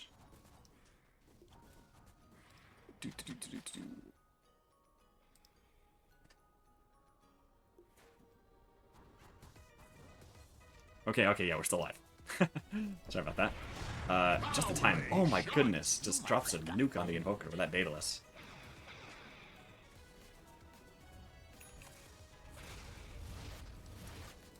Now level 25 onto the Razor, getting that second Plasma Field, hoping to take care of these PL illusions. Which now, Butterfly onto the Phantom Lancer, gotta make sure he doesn't get blown up by this Rookie. Now they're looking for more. Maybe looking to go high ground. That advantage. Mickey's just prowling for stragglers, but again, no one's outside of base. They've learned their lesson.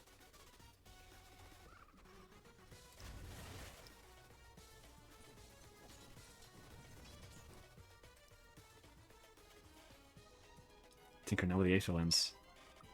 Well, I think it's had that for a while, yeah. Cast range of Marching Machines extended significantly. And a Refresher Orb getting picked up by the Razor. The Exodia build coming to full force.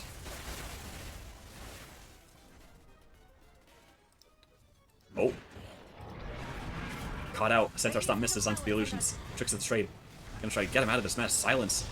But there's so much stuff. How does he get out of this?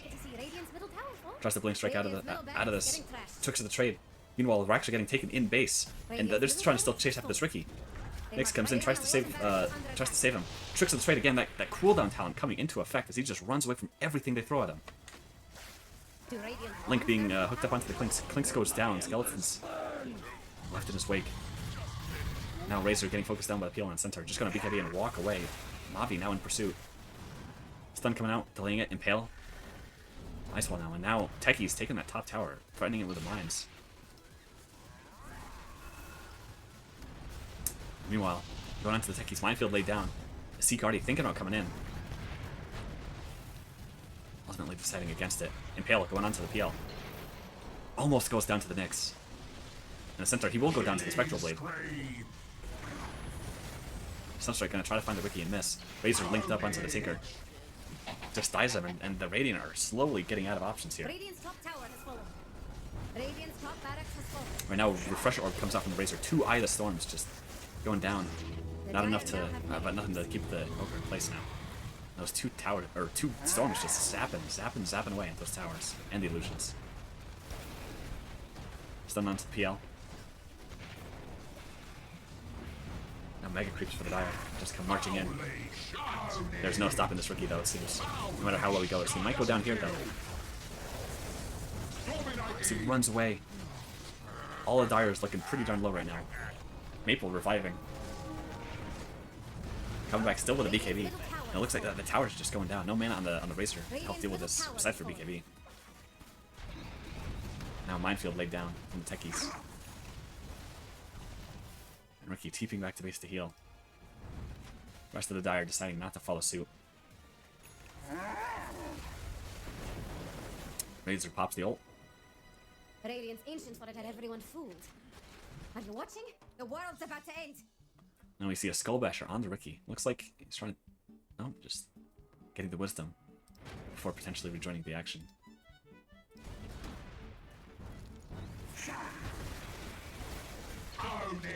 Oh, and the Nyx manages to take down the Tinker. Still has that stun thrown onto the PL. Doppelgangs away and juxtaposed as well. Centaur blinks in onto the 2. No reincarnation on the Wraith King. Ogre steals away. As the Ags though, Techies manages to get a few more seconds of life. And it looks like, yeah, Ricky's just going to continue his rampage on the enemy team. Ancient exposed, only Dr. Clayton and Alex here to defend it. No bash. Oh, onto the Clinks. Going down because the Kill Mantis. So close to death. But he always manages to slip away at the last second. Radiant's ancient is under attack. All this for a couple of glowing rocks. And the next is going to Wind Waker away. Minefield activated. Razor marching down this bottom lane. Still not enough mana for his ult.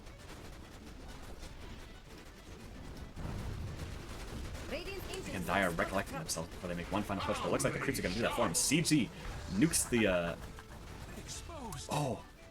Nukes the Invoker and eventually just goes down. They're attacking Radiant's ancient. His second death of the whole game. No buyback, and that's 2,000 gold to the Clinks, who died without buyback. Radiant's ancient wanted to have Now, without that big everyone damage, and they close this game out. fooled. They're attacking Radiant's ancient. And the Ancient is just going down. They use the fort, but it's not going to be enough. Reincarnation is still available. Eye of the Storm still chunking away at everything. Radiant's ancient is under attack. Almost going down. Alex almost going down. Tinker does go down. And the Nebraska Cornhuskers win Game 3 of the Kernel Kup. Husker Nation indeed.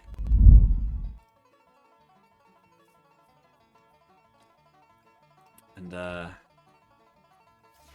yeah. Let's see. What a game that was. Let's see if we can get a player interview, perhaps. What a game that was. Let's get Oh, I guess we'll just join the main channel. It's been one. So You're gonna have to game- put Nebraska three. Cornhuskers on that trophy. Nebraska Yeah, Cornhuskers. Yes. Indeed, I tasty. still wanted our team name to be Stink. Oh. Stink. I'm glad it's not. Yes, I was the only one that Putting had a it good on there name. right now. Let me. What's the frickin' acronym again? I keep forgetting it. Well Stinky played, Toxic and Nebraska Aim Nincompoop Cornhuskers. Corn. What a name. What a name. Stink. And well played, Next C. time. Gardy. He wins the Pop Kernel So, Award. Nebraska Cornhuskers, what do you think about your victory here tonight? I had no idea what was going on half the time. I was just arming and like, come help us. I'm like, okay. I mean, for a new League to Dota player, I mean, I thought your gameplay was pretty darn good. I was just hitting shit. That's Yeah. all I was doing. Fair enough. I was especially confused by PL because I was just, what the fuck? How do I kill him? Yeah. Any other thoughts out of the Nebraska Cornhuskers? Congrats on your victory, by the way. I don't know if I said that. Well, obviously it was a Pudge-dominated series. This is true. True. So we just left him out the last game just to make things even. Yeah. But yeah, good games overall. Had a lot of fun. It was good games, Yeah, for guys. sure. Thank you. I think everybody got to play a hero that they wanted to. I hope. Nito Dorito. I think Not they for lack did. of trying. You like banned all my attacks every game. Yeah, I saw that. They were just focus scanning you the whole time. I saw the They Bristleback always go out. do. Then the Razor, then the Tide Hunter, and it's like, oh, Every you time I guys play in I the think it was final like- shop, I Yeah, get that's targeted. give Sarah a The break. second game, I saw them desperately trying to ban things I play, but I'm just one new and try to play everything. It's scary. We picked such a bad hero that it wasn't even on the ban list. I was doing pretty good until I stopped farming. No, it's Which fine. game is this? Is this game 2 you're talking Yeah. about? Yeah, Game 2 of the Snapfire. Game two, you guys were like you banned. And that was- Pizza, then He when wanted the Rain- Snapfire carry last pick, you know. So give the one his pick, you know. I legitimately just now realized that the Snapfire was 1. Well, there you go. Ouch. All right, well, I reckon. No, that's just like I'm so used to it being a 4 that I did I love playing Snapfire carry. All right, well, I reckon this concludes the stream for Kernel Kup 7. Thank you all to the viewers who have stuck around and have been chatting in chat. And any closing thoughts from the players? No, thank you all for ban playing. Ricky, Ricky bad hero, Ricky remove Ricky from game. Butt Ban Pudge. Pudge. I mean, we had I'll- Ricky I'll and Pudge. Nix. I feel a little bad about that draft. Oh, my favorite Yeah. moment in that game was like, we're invisible heroes, and I just appear on GG's, your bro. ass. Whoever was playing PL. Hmm. I was one fight early on. I had invisibility. Oh, yeah. Yeah. There was one time I was like, what? Where the fuck he come from? He just walked into your team with invisibility. Pretty much. That was That was Yeah, all in your invis, dude. I think visibility won that last game, to be honest with you. Totally did. Yeah. Sorry, visibility meaning like vision in general, like whether it's It's why you're so tanked. Let's look at Ward's bot on the Dire team.